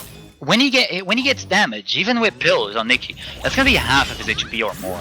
And not the Arbe, just trying to bait the cocoon, but the cocoon doesn't happen. Tempest is cocoon on the worst possible spot, and the dive. There we go. Okay, there we go. Oh, but Jazz dies in the meantime for Nikki here. But Jazz is invis, Sam is invis, I mean, but they're gonna be, oh, they just go for it. Is that, oh, that's a triple kill for Nikki. Hugh seemed to be coming back from this. They got a kill on Monkey, and they were kind of chasing, but Nikki with that evil eye on maximum damage, just amazing. Yeah, he was really making that work right there. One of the things I noticed, and not to just keep on dumping on Sam, but he was really late to that team fight. He got in that frag on Tempest that mattered, but like he was so late to it. Like there's sometimes it'll be like, okay, where's Sam? And if he had just been with his team from the get-go, he would have hit all of them. And if Nikki had been hit by that spike that 2 at the beginning of the team fight, then that's what you could have had to turn that favor and just pick off Nikki instead of getting triples right there. Like it's really showing the importance everyone being like immediately ready. Oh, he's getting knocked back to the turret. Oh, Jazz making some crazy knockbacks happen. He's trying to stay out. He's gonna sneak into the bottom. Now we're gonna see Get kind of scattered. Sam and Edster trying to decide if they want to go on the hunt. They're gonna decide no. Nice disengagement coming up from Jazz. Almost set up the frag on Nikki into the turret. Oh, Skinner, have you noticed one of the things I keep seeing Get Juked is pretty good about doing this is they don't necessarily pick the stealth orb when it's ready. Like, even if it's like not a situation where like, oh, blue team is wiped, so we're not going to do anything. It's also situations where like they safely zone you out of it, then take Invis orb when they're really ready to make a play. And I don't even see that happen too often from from some of the older teams that are kind of experienced in this type of stuff. Oh yeah, but you also have to note that Get Juked is extremely experienced. We have Body Hunter, which is like been just literally just climbing up the competitive ladder. He's being recognized for helping the community as well. But now Nikki, he's all alone. Their mates just left him, but he's still applying a lot of damage. And Frog, if he dashes in, but no, that's just the risk. If Frog gets out, and the knockback is just so annoying to deal with. And it's like, oh, the super droid, did you see that? 2 hits. That was pretty good. But yeah, the knockback is just so annoying to deal with. And maybe we're gonna see some tree the bomb. No, nothing happening. Frog just getting out. Tempest. Not a good situation. Not a good situation. He had a bubble ready. He already had that primed, even though the silence spell was over the cocoon, because he got cocoon while he's still time bubbled. That time froze the time bubble, and so he got to keep using. Now silence spell over that again, so Nikki's not gonna be able to range, but teammates aren't gonna follow up. Nikki's last edge, one of the things I noticed, it was actually Tippus who got initiated on, and then Nikki tried to disengage for him. Then he kind of realized he was owning, and he overcommitted. And because his team wasn't ready to go back in, because, you know, Tippus had just gotten out because he was about to die. That was one of the things that, like, Nikki was like, I can triple here, and then again, and then he just dies. But now they're going to go in. It's going to be full 3v3, and the full machine to Get Juked is going to be able to go in and pick up a 2 for nothing. Taking out Edster, taking out Just 123. Going to be leaving Vinny on defense. Oh, what can Vinny do on defense right here, Skinner? Like, what should his primary objective be with to minimize the push? I mean, you just saw what he can do best. He can dash in, slide silence, and that's the best he can actually do to scare off people. Look, he's using the range to like dash safely and hit the droids. That's probably what you want to aim at as Vinny, because I mean, Vinny's not going to be able to do a lot. Maybe Edster. Oh, Nikki's almost going down, but he manages to run. Tempa's also down to 3 bars of HP each, but they're chasing. They're on the hunt. They're all on the hunt. Nikki's very low. They know this is their chance. Look, Nikki's just low in the enemy jungle. He gets that creep of HP. He's got that eye, and Sam is going to be a dead man. He has silence, cannot get out of rage. That was almost something too good, but what is going on? They are just falling. Collapse Hugh. on. Yeah, Hugh is just not being able to do anything. Like, what is going on? What can they be able? GG. Yeah, it's unreal. What can they do to stop this? They definitely still have a chance. That fight was that Body Hunter got cocooned while they were chasing Nikki. He was actually just like a Vinny dive away from being dead. But they were like, and Nikki's gonna go overcommit on the turret. Classic Nikki, guys. Just freaking like 1v3s and then dies to a turret. That's Nikki literally in a nutshell. But like, okay, so they were chasing Nikki down, and they got the cocoon on Body Hunter so they could like focus more. I don't know why they didn't just kill Body Hunter, because he didn't have a splash dash up. And they could have just easily fragged him, but they were so focused on Nikki that Body Hunter got out, and then they like basically just got ripped apart really hard there because they had immense tunnel vision. Jas was got in like in a really awkward position because he was like, oh, I can knock him back up when he comes through the thing. That's like, you know, Get Juked has the awareness, you know, they can see you standing in top mid right there. They aren't just gonna make that easy on you, and things just kept falling apart because they just like kept trying to go for these little things that weren't gonna work in a million years. And then they had like a free frag off of them on a silver platter, and they were just like, no, Nikki. Oh, there's a cocoon right there on Tippus. He's really low HP, but they're not the drones. all their stuff. And oh, he still picks them off anyway with the drones from behind the barrier.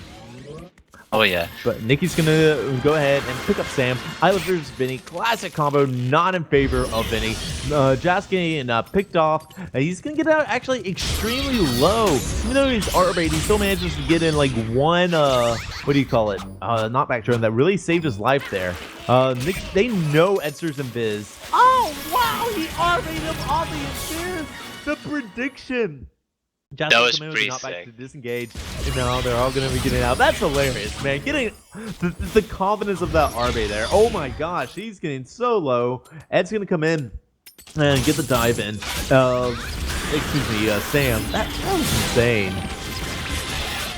And now that's the time bubble going in, but they actually use all their abilities right in front of you there. And then Sam was like, hey, I just saw like time bubble and splash dash happen, and okay, I guess I can go in now. That's actually kind of what happened. He picks up a nice 1-0 on Bunny Hunter, which is really what he needs right now. What else can they be doing to try and make turn this around, winner? They just need to stick together and punish Nikki just like that. Nikki's constantly overextended, constantly just making whatever he wants out of blue team.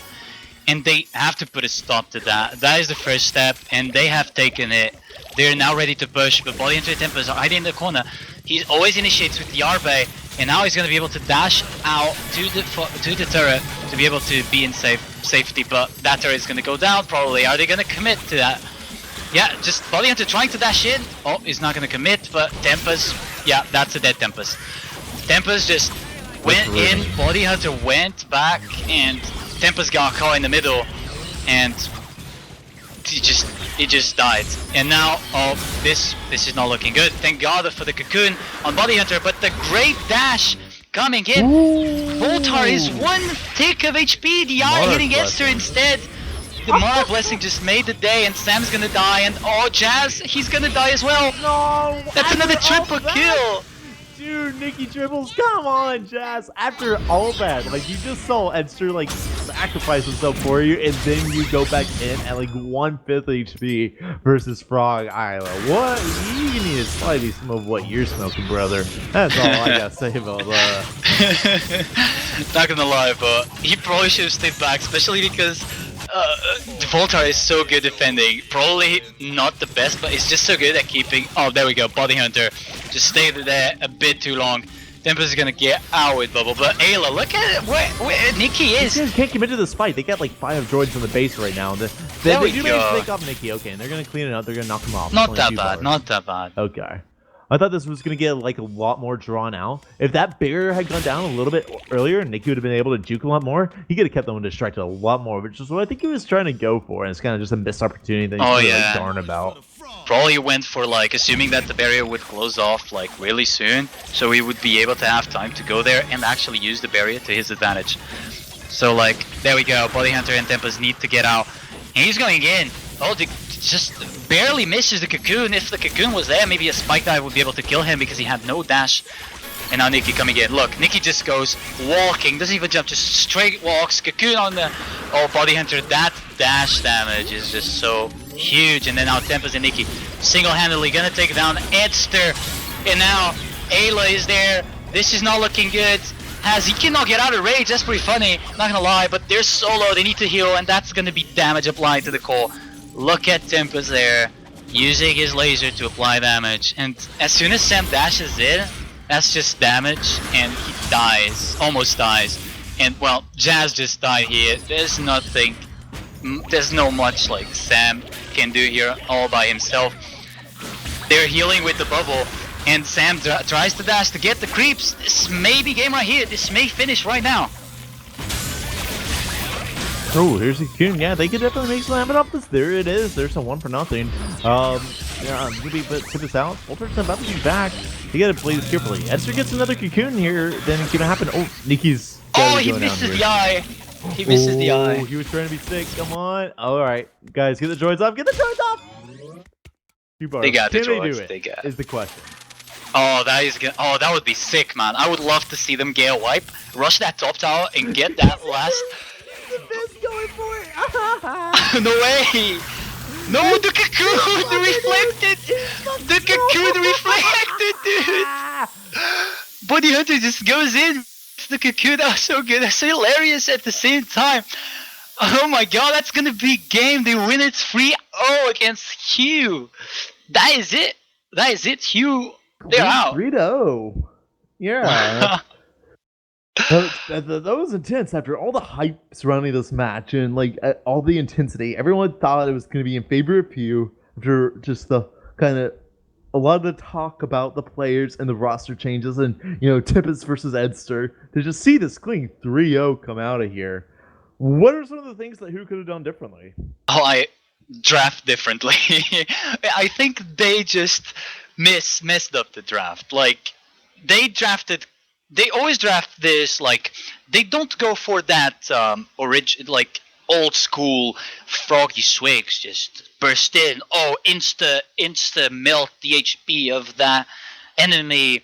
They don't go for that. They always go for this comps that have sustain, they have kind of lockdown, displacement. They all go for the debuffs, the CC. But against Get Juked, this didn't work out 3 games in a row. I mean, they are good for doing this. Hugh really pulls out against other teams. Get Juked is probably the best team in the market at the moment. It's the best bet if they're going to win the tournament, probably. They have Nikki, Body Hunter, and Tempest. I mean, all 3 players experienced. So, I mean, what's not to like? And Hugh, they're experienced players, but again, not going for that burst and relying on the displacement. If something burst with synergy goes along and fights them, like we saw 3 games in a row, it's going to be very, very hard for them to stop that. They had great chances on all of these games to come back. I would say they were just a bit unfortunate in the first 2 games. Obviously, it's a matter of like, oh yeah, you can't say it was luck or whatever. But it was, they could have won that. There was just some tiny little things. But on this last game, no, sorry, there was no way, in my opinion, that Get You could have lost that. No way in the world. That first 2 games, yeah, okay, I can give you that. Just some tiny little things that resulted in 1 team fights and the core exposed. You were dominating the first game, but if they get 4 team fights that they win the last 4 team fights, you're gonna lose the game. That's exactly what happened, and there you have it. Get Juked, the winners of the best of 5 set here. It's just a shame. I feel like there were so many options that Who could have done. They could have gone Clunk. They could have gone Nibs, or Leon. None of these would have been like particularly great, but like Voltar was probably like the last knot that they should have gone there. Yeah.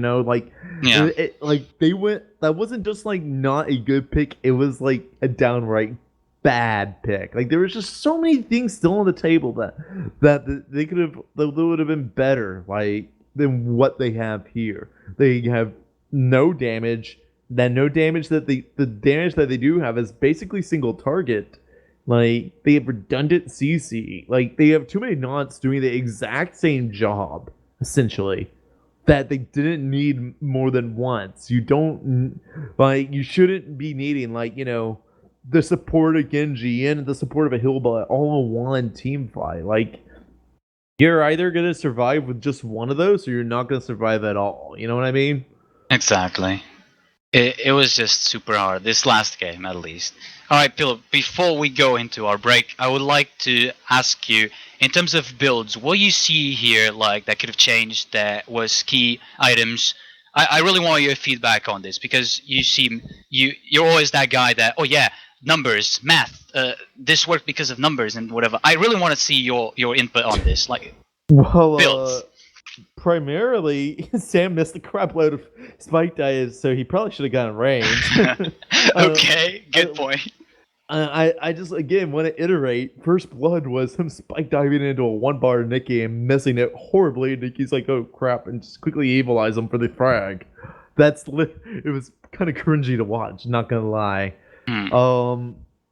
Everything is kind of standard. You see speed on shield, Jarga eggs, spiritual cooking on Edster. You see, the knockback build and the damages all on Voltar. You see the cloud build on Vinny. It's really not too much crazy stuff happening. You see Nikki picking up Ion Blowtorch, which is kind of essential in that second triple kill that he got. That upgrade is so underrated. It's insane. There's, I don't know, they really needed damage. So these guys should have really been trying to figure out damage. Instead of them bumbling over with pills and spiritual cooking and plastic praying beads, which doesn't do that much. I would have liked to see just Jarga and either Storm Drum, a much more DPS friendly upgrade, or Misfortune Cookies coming out of that Genji. Like, they just need to like secure kills, which no one besides Vinny can really do. And just one big AoE nuker that's not enough. He also could have gone Dead Seahorses also, considering that he had the cocoon to make it really, really easy to land, and that's like 900 damage just there. Like, but I told y'all before the match started. Like, you stack the highest damage possible on the blue team, and like it's still probably not gonna be a kill on the red team. I think the fact that they managed to get 12 kills versus this comp is actually pretty impressive. So that's my 2 cents on that. Oh yeah, I completely agree with you. Like, you said that the Iron Blowtorch is just underrated, and I totally agree. It's like, as soon as Ayla, you get the eye, you're probably already at that stage where it comes in effect. And it's 21% twice more damage. It's just super good. And I've seen Nikki, every time he plays Ayla, getting this upgrade late game. So, I don't know, folks, you may have to reconsider your builds and probably get this item more often than you do. As with that said, I think we're ready to go into our break if you don't have anything else to add. This is our last match of the set, but we still have another set to go if I'm not mistaken. We're about to get into the winners final, actually. So this was semifinals of winners. This was Get Juked versus Who. Now Get Juked's going to be advancing the winners. The other match was Kesnia versus HCTV, my own team. But unfortunately, us Kesnia had to drop out due to we had some computer issues and just people couldn't play. So we forfeited to loser bracket. So now we're in the winners bracket finals. Get Juked versus HDTV. We will be right back, my friends.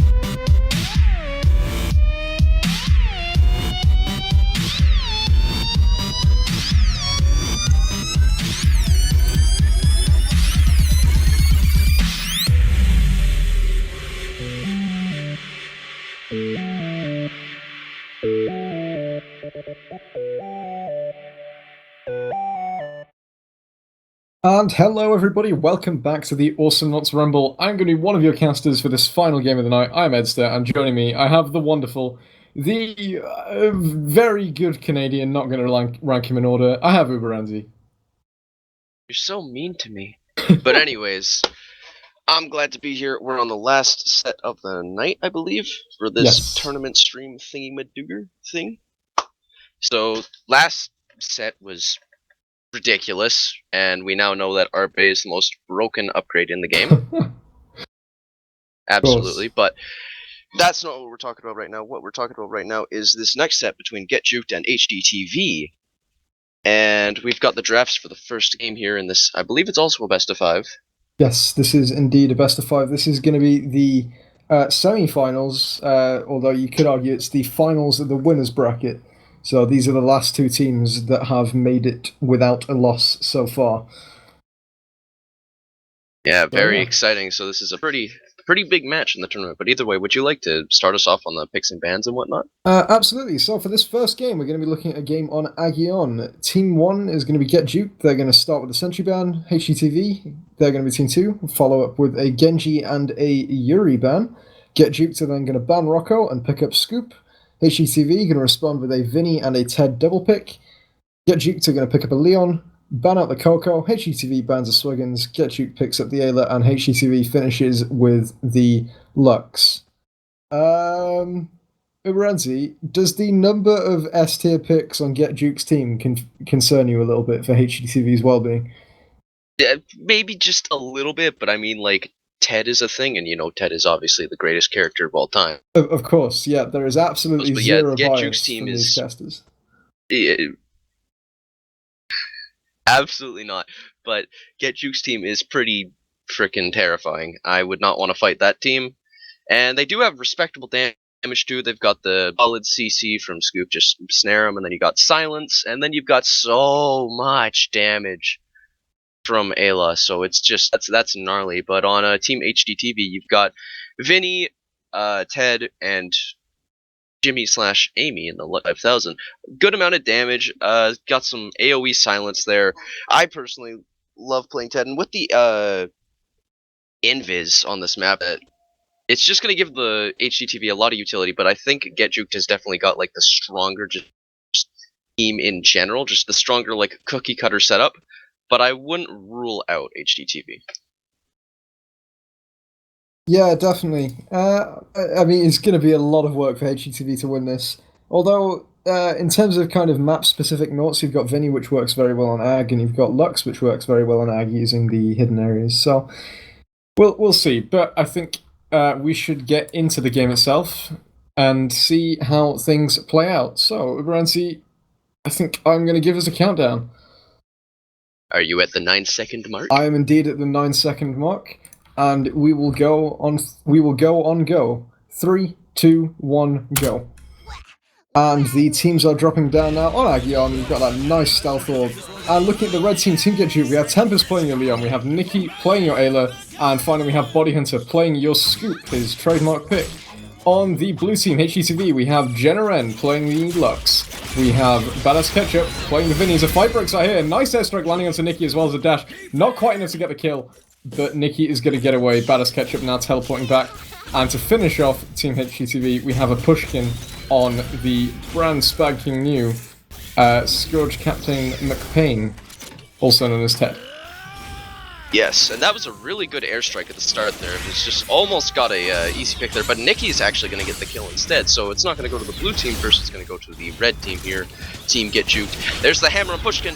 Oh, almost dies, just barely gets away with a sliver of health, but the airstrike doesn't quite hit Nikki, and it seems like Body Hunter's going to be able to heal off that damage, but that was a very quick early pick, and that's going to help fund some spending for the red team here. But if we look at the early buys, we've got Silence on Leon, we've got Solar Crab Burgers on Ayla. Oh, the airstrike!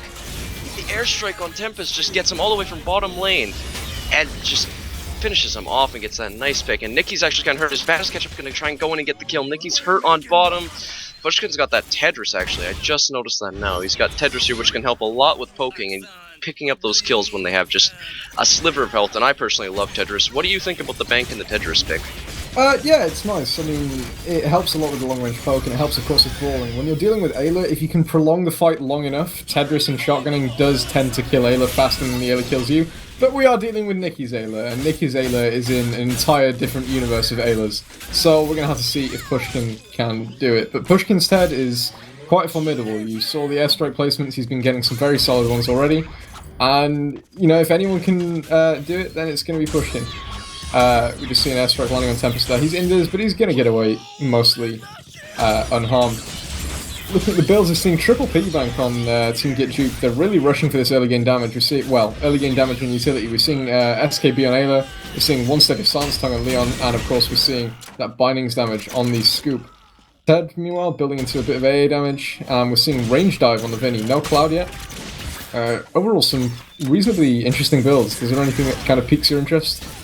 Yeah, what you just said right now, no Cloud. We don't have a base smoke Cloud for Vinny, which isn't that abnormal, but, you know, he's not rushing Silence Cloud, which can be quite effective, especially with the long cooldowns on Scoop and the short cooldowns on Ayla. But, oh, Badass Ketchup is actually going to get a pick on Nikki, just getting the auto attack finish, and Nikki's going to go down. Being a little just a little over aggressive, but it doesn't matter because Badass Ketchup is actually going to go down, making it a 2 for 2 in total of kills here for both teams. And Body Hunter and Tempest, they can't really do much. Body Hunter's really hurt. He's got the bindings. He's going to heal himself a bit, dealing little damage. Oh, the airstrike can't quite hit him. I don't think it would have killed him anyways, but you never know with Tedris being able to finish him off. Earlier, I'm going to have to commend Get Juked for their play on one of the earlier fights. We saw Badass Ketchup's Vinny really chasing for this kill on the Scoop, but and his teammates were kind of positioned in a way to catch the Scoop as he ran away, but the Scoop stayed with his Leon, and then they were able to turn it into a 2 versus 1 engage, even though they had even though there were 3 members alive for Team HGTV, so they kind of outpositioned the enemy, and that was very well played from Body Hunter on the Scoop and Tempest on the Leon. Absolutely, but that hammer, oh man, they just, even though he's right next to the tower, just almost gets the pick on Ted there on Pushkin. He's just so low. You gotta be very careful when you're playing Ted, as you usually have a lack of escape early on in the game, because you don't have your stun strike, you don't have your movement speed, you don't have your shotgun knockback if you like to buy that, but that's weird. But it's just, you gotta be very careful when you initiate. You can't be super over aggressive as Ted unless you really know what you're doing. Absolutely. Looking at a few more of the builds as HGTV mostly get away from that engagement scathe. Team Get Juked have been really aggressive, but looking again at the builds, I've seen double Dead Seahorse Head being picked up by the Vinny, giving him that insane amount of dash damage if he's able to land it, but you've got the tight corridors of Ag. It's reasonable to assume he's going to land it in most situations. Going for a dash there, he's going to make the Ayla and the Leon very Oh, that long. airstrike! Oh, he picks up Tempest! Oh, excellent Doesn't airstrike quite with kill Tedris. Nikki. The Tedris Yeah, shot he almost didn't picking up actually kill Ayla. Nikki because of the damage reduction from range, so it's really well played. Good reaction time. Yeah, Wasn't Pushkin able to get out of almost the got the airstrike. Tedris shot. One thing it is worth commenting about HGTV's comp is they have a lot of push here. You've got a Ted and you've got a Lux. It's a lot of tower structure damage. Ayla's looking for this Lux kill. The dash, both Oh, hits are going Lux to hit is on so hurt. He's got 70 health, but he manages to get away. Is he going to get a little too cocky? But it doesn't matter because Badass Ketchup actually got picked off by Scoop with Sword Strike. Well, I wasn't even looking because I was too focused on Jen's escape there. And the airstrike doesn't quite hit anything. Red team's a little hurt, but Nikki can actually use that to his advantage, but it doesn't matter because Pushkin's actually going to go down to Scoop once again, getting those kills, getting him that money that he really needs because Scoop is such an expensive character. pushing top really hard here. It's at 3 bars. They might actually be able to take it down, just tanking it and waiting for those droids. Gen can't do anything, and they actually go down. That's another pick. They just keep picking them off. There's only Vinny is there right now, and Ted just dropped now. And now Red is just kind of snowballing them a bit. There's Nikki going in with like no health, but he gets the evil eye. Nikki is so hurt. Why isn't he dead? Oh, the airstrike. Oh! The airstrike into shotgun. That was just amazing. Just really good. Pushkin looking for something here game on this sense there. scoop on the bottom lane. He's going to use the airstrike. He doesn't have airstrike now, so he is quite vulnerable. The scoop's going to look for something. The binds is going to whiff. But meanwhile, the Ayla is going to take out the Vinny very, very cleanly. Nikki is now half HP. Quite low. He's taking back the creeps. He's doing the best he can. He's probably got the evil eye ready now. The airstrike's going to be enough. Pushkin landing an airstrike again. That's going to take up Scoop as well. And Pushkin's Ted. We said if anyone could do it, it's Pushkin. And he is definitely proving us right there. He's doing amazing work this game. I want Pushkin to teach me how to play Ted again. I mean, I already know how to play Ted, but obviously I don't after seeing him play. This is some crazy Ted plays right now. All these airstrikes are amazing, and he actually buys Tedris. I can respect that. Lost my memory. Yeah, definitely. One thing is worth noting though is later on in the game he is going to be very, very vulnerable to being ganked. Ted, as we're seeing right now, does not deal well on the defensive at running away. He's lost access to that stun pack. He could buy the knockback, but no one really does that.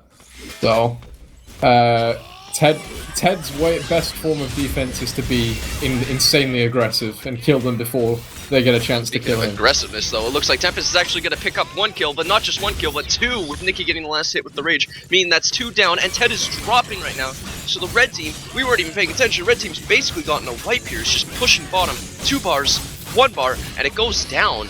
And now they might still try to make a push. It's only Ted. He misses the airstrike, though. He doesn't have piercing, so doesn't hit anybody. Pushkin's going to have to defend really hard. But Beta Sketchup actually is back, but there's a massive droid push on top. Well, because of the blind, they're not actually going to do anything. Good airstrike for Pushkin, bringing down Nikki and Body Hunter by a good amount of health there. Plus, the stun strike actually really helps.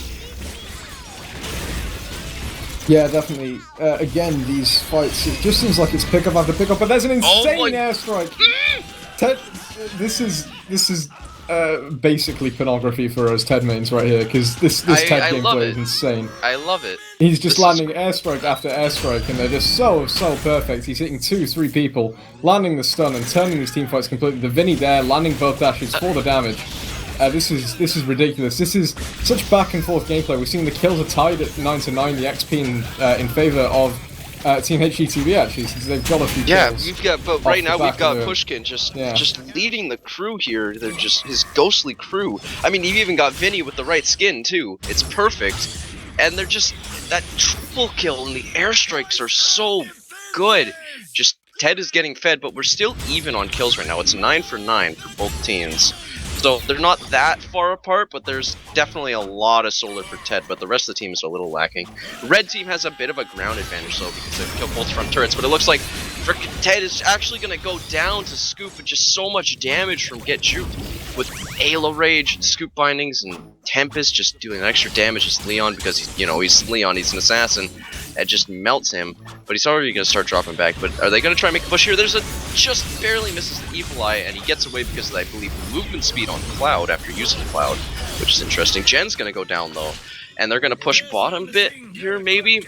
Oh, yeah, they can't. Vinny cannot go in to deal with Nikki because it's just so much damage. It's so terrifying. Silence, I was a little wrong earlier when we were talking about drafts, but Silence really doesn't affect Nikki that much because once he's in rage, I mean, he can't get out of it very easily, but he can still deal all that damage anyways. Yeah, we are seeing Ted building to double airstrike damage, and of course he's got the AA damage and the stun strike, and all these wonderful things that are going to make him very, very effective in these team fights if he can land the airstrike. A lot of the team fights have been completely swung the opposite way just because Ted managed to land a pretty clutch airstrike, and now the airstrike is gone. Get Juked know they can be quite aggressive here, although Leon is going to teleport back, but Nikki just knows where he can be aggressive, and he's just applying the aggression where he needs it. Absolutely, but Red's definitely got Red or Get Juked. I'm just used to saying Red because of the color coordination, but it doesn't matter. Who cares about what I was just trying to say? Badass Sketcher gets picked off and pulled by Tempest. Just a nice combo there. Just Get Juke's team is so strong. Like, you weren't wrong about all the S tier picks here, and there's a reason for that. just the amount of damage they're doing, the amount of initiation they have, the amount of CC they have, the amount of push they have, the amount of tankiness they even have with Scoop is just nuts. It's crazy. Yeah, this game is just a devastating performance, although we might be seeing an S-Strike initiate here. Ted is in the right position, he lands on the Leon, the dash is going to come in, but it's not going to be enough to get a kill. Pushkin's only just going to get away with his life, as is Badass Ketchup, and now Ayla just standing by that wall, applying rage damage to all 3 members of HGTV. But that fight's a bit more in favour of Get Juked. They have the health they need to push, they have the droids pushed up mostly, although they don't have them in the bottom lane, although Scoop opting for a justice call there. Teleporting, telebating, trying to get something. Seeing boots on Ted, giving him that extra mobility, just might help him get out of something. Actually, Gonna get hit wow, by that's an airstrike hit. Nick, I'm surprised by that. But Jet's just gonna go down again. Yeah. This is... What is this? Like, this is just, what is this? This is Scoop Leon Ayla gameplay, where you land a full screen hammer and then you get a kill. One thing to note about some of the higher skilled teams in this game is they tend to find pickoffs where you least expect it. And although the team fights in these games have been relatively even, you know, we've seen back and forth each way, each team winning a team fight. So one thing we have seen is that the pickoffs have gone decisively more in favour of Get Juked. They just find these 1 kills and then they keep applying the pressure. And then, you know, Team HGTV, they're really set back for quite a long time. We're seeing Halo now just toying with HGTV. Just messing around. I mean, really, it's just all of Get Juked is just messing with the blue team at this point. It's just so easy for them to get kills, and it's just they're being really smart here. That airstrike hits him, but he managed to get the damage reduction from Rage. Like, it's not Awesomenauts 3v3, it's Nikki versus the world right now. It's crazy. Oh, this could be bad. Scoop with him. Oh, he's going to land the hammer, but the Ted had backed off, and his team wasn't there to collapse. That probably could have been a kill. If the Leon on the yeah, but it looks like if I may interrupt, it looks like we might have a little bit of like less conflict and a bit of footsie knots for like a minute here, so we can talk about the builds a bit. What do you think about the builds with like we've got something I actually would like to do. A build I would probably run is not opting for Stimpack whatsoever on Ted, and he's actually going for airstrike damage and auto attack damage more, just getting that raw brawling damage and being able to really like just out damage even Ayla in some scenarios. Yeah, well, he's relying on the Tedless weapon switch for brawling, and Stimpack doesn't actually amplify that in any way whatsoever. So it kind of makes sense, but at the same time, we're seeing a huge amount of damage. The airstrike doesn't land How on did Tempest, Tempest not get hit by that? There's a little bit of ping involved. He was forward and running backwards, so if you run into an airstrike with ping, sometimes it can miss. It's ping is a strange beast. It's a strange magical creature, but the Ted build does kind of make sense. He's opting for kind of that more burst damage in a team fight. It's building the airstrike damage. Or this could be bad. The tongue landing on the Lux, but it's not enough to get a kill. Tempest's not very low after being hit by the DOC and the airstrike. It's not enough to kill him though. And now 2 members of HGTV are too low. They're going to have to go back. And we're looking at the Ayla just, once again, just completely owning this bottom lane section. It's just so easy to be able to hang there. Nikki is just bullying them right now. It's like, because of the damage reduction from Rage and the shielding you get, like, even though there's the continual damage over time while you're in Rage, you don't take very much damage from all this burst. Just stealing all the creeps, just denying the bottom lane entirely, and if someone just dares to go to bottom lane, they're just gonna get melted and obliterated. Yeah, this is just a lesson in patience, really, if you get Juked. How much time are they willing to spend taking down these towers? Because if they play recklessly, they might get wiped, and HGTV could come back into this game, but it's seeming a bit more unlikely every time. Tempest only just getting away, being chased by all 3 members. Nikki managing to dodge the dash from the Vinny, and now he's going back in. He's found some health, and now he's looking for this Vinny. The Silence Cloud's going to prevent an Evil Eye there, but it's just... Oh, the bindings! Yes, it is enough to kill the Vinny on the top lane. Hammer into bindings, well played from Body Hunter, using Scoop's insane damage to kill a Vinny who is about half HP. And now it looks like this bottom tower is finally going to go down. Oh, and a pick punch, and this might just game. Is this just game right now? There's only the only person there is Ted Pushkin there just by himself, and Ted can definitely defend, but we'll just have to see. Just slowly chipping it away. Pushkin is there. If he just waits for the airstrike. like now. He's got the taunt for the mind games. He gets the double airstrike, but Tempest is actually going to get the pull on Badass Ketchup and get him killed again. And Lux is still pushing, but it's okay. Pushkin's got this. He's going to totally win this back for his team. I believe in him. You just got to believe in the Ted airstrike. Ted can do it. Oh, Tempest is so almost hits Tempest there. So it's Pushkin now. Jen's just, he can't go in with that charge or anything like that because he's just going to get pulled and then get punished for it. Here's a Super Droid coming in on bottom. This might just be the game. This might actually be over. Yeah, I think Ted really needs to stop pushing that tower and start defending. I think he's somewhat given up here. I think it's over and they know it. Actually, and that's it. That's the game. That was just what seemed to be such a hopeful match for Team HGTV, finding those really, really good team fights in the mid game. It just all fell apart after pickoff after pickoff after pickoff after pickoff. You know, I don't think there was a decisive team fight win for Get Juked once. It was just them applying a serious amount of pressure and then finding a kill, and then having 2 minutes of uncontested pressure again, and then finding a kill. It was just, you know, interrupted in the mid-game by Pushkin inconveniencing them with a couple of wipes, but, you know, from minute one, it was always destined to be a win for Get Juked, really.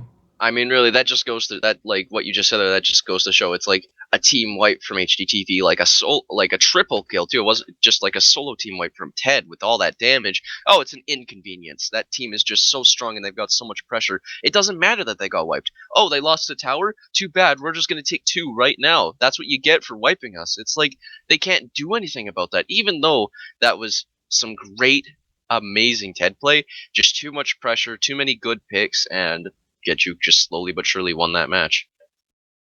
Yep, well, that is going to be it for the first game of this best of 5 series. Reminder, this is the final of the winners bracket, semi-final of the entire tournament. So, you know, all to play for. Winner of this, in theory, only has 1 more match to win, and then they take the entire tournament. So, Get Juked are now potentially 5 games away from winning it all, which is pretty crazy. But we will have to see if they're able to continue this kind of dominance they've shown. They've not lost a single game tonight, and we will take a look at Game 2 in a few minutes to see if that continues. Ciao.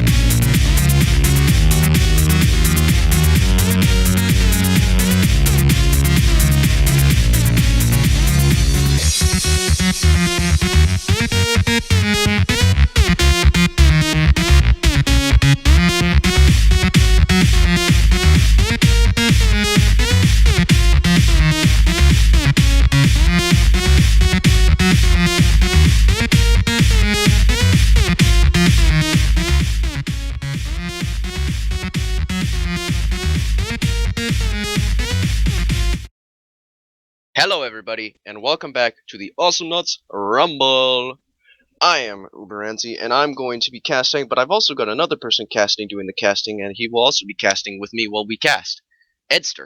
I am not wearing a cast. I have been casted for the job of caster, and I think we should stop saying casting. Nah, I think casting is a really good word for when we're casting. Possibly, yeah. I think this joke has perhaps run its course, and I think we should get into what people are really here for, which is the people are here for the games, but before we get into No, the they're games, really here for our amazing personalities. But That there's too. also video games. Yes. Speaking of video games, there is a draft attached to this next game, the second game in the best of 5 series between HGTV and Get Juked, the only teams not to lose a game in this tournament so far, and they are meeting in the finals of the winners bracket. So, Ranzi, do you want to take us through this Game 2 draft?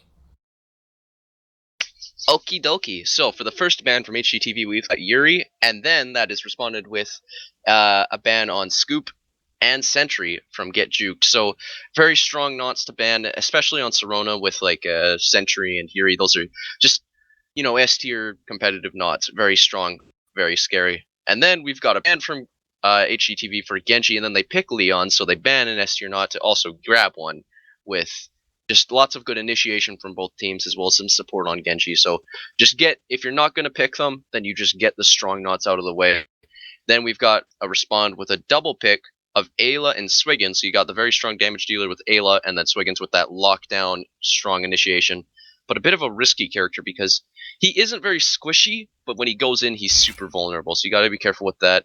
Then we have a Ted pick from HGTV, and their final ban is actually going to be Vinny, which makes sense because of the silence and the damage. It's very strong against Ted, so it's a very solid pick and ban. And then we've got a ban on Rocco, damage dealer, lots of mobility as well in the air, so makes sense with the Vengeance being very strong and just being able to poke precision shots. Then we have Froggy and Skoldir. Well, these are two interesting comps. They're both very aggressive comps, and I think in general, as with Ted the last game, the best form of defense is a strong offense. We're going to be seeing if you can kill the enemy before they can kill you, you're going to live. So there's no point warding off attacks. The best way is to take them on head on and just kind of go at it. I think we're going to see a very, very aggressive games, tongue into dash into airstrike, throw into anchor into Ayla. All these other things. There's so many synergies, so many potential initiates, and I think this game is going to be absolutely wild. I mean, this is going to be interesting because, like you said, just such aggressive and damage dealing, and even some strong push from both teams, really. But it's Serona, which is known for being a rather wide and stalling map. So I don't know how this is going to work. It's either going to end in like 10 minutes or somehow go on to like to be a 25-minute match, or maybe something in between. But I'm thinking it's going to be really short or a decent length. But we'll see. Yep, well, I think that's about all we can really say about this, so let's get straight into the game. I'm at 9 seconds. Alright, I am at 9 seconds as well. Would you like me to give you a countdown? Sure. Alright, when I say go, we will go. And get ready for the going. 3, 2, 1, go. And they are dropping down for the red team, Team Get Juked. Once again, we have Body Hunter playing the Ayla, we have Tempest playing your Swiggins, and we have Nikki playing your Skoldir. On the blue team, we have Badass Ketchup playing a Frog, we have Jennaren playing your Leon, and finally we have Ted playing the Scourge Captain Pain once Pushkin. Uh-oh, Badass Ketchup is already in a bad spot, getting anchored and actually kind of hanging there, but he manages to get out without that much damage to him. But Pushkin is actually maybe going to get killed here. He's so hurt, and he goes down to the Ayla chain whip. And Nikki's going to steal those creeps, but Jen's actually coming in. Oh my goodness, already going in. It's just Nikki is still hurt, but so is Badass Ketchup. They're going to pick up another kill. Jen is right there. Is he going to get Nikki? He's going to get Nikki, but he's so hurt. He's getting greedy and going for Tempest as well, but he gets hit by the Evil Eye. Oh my god. Well, we talked about aggression.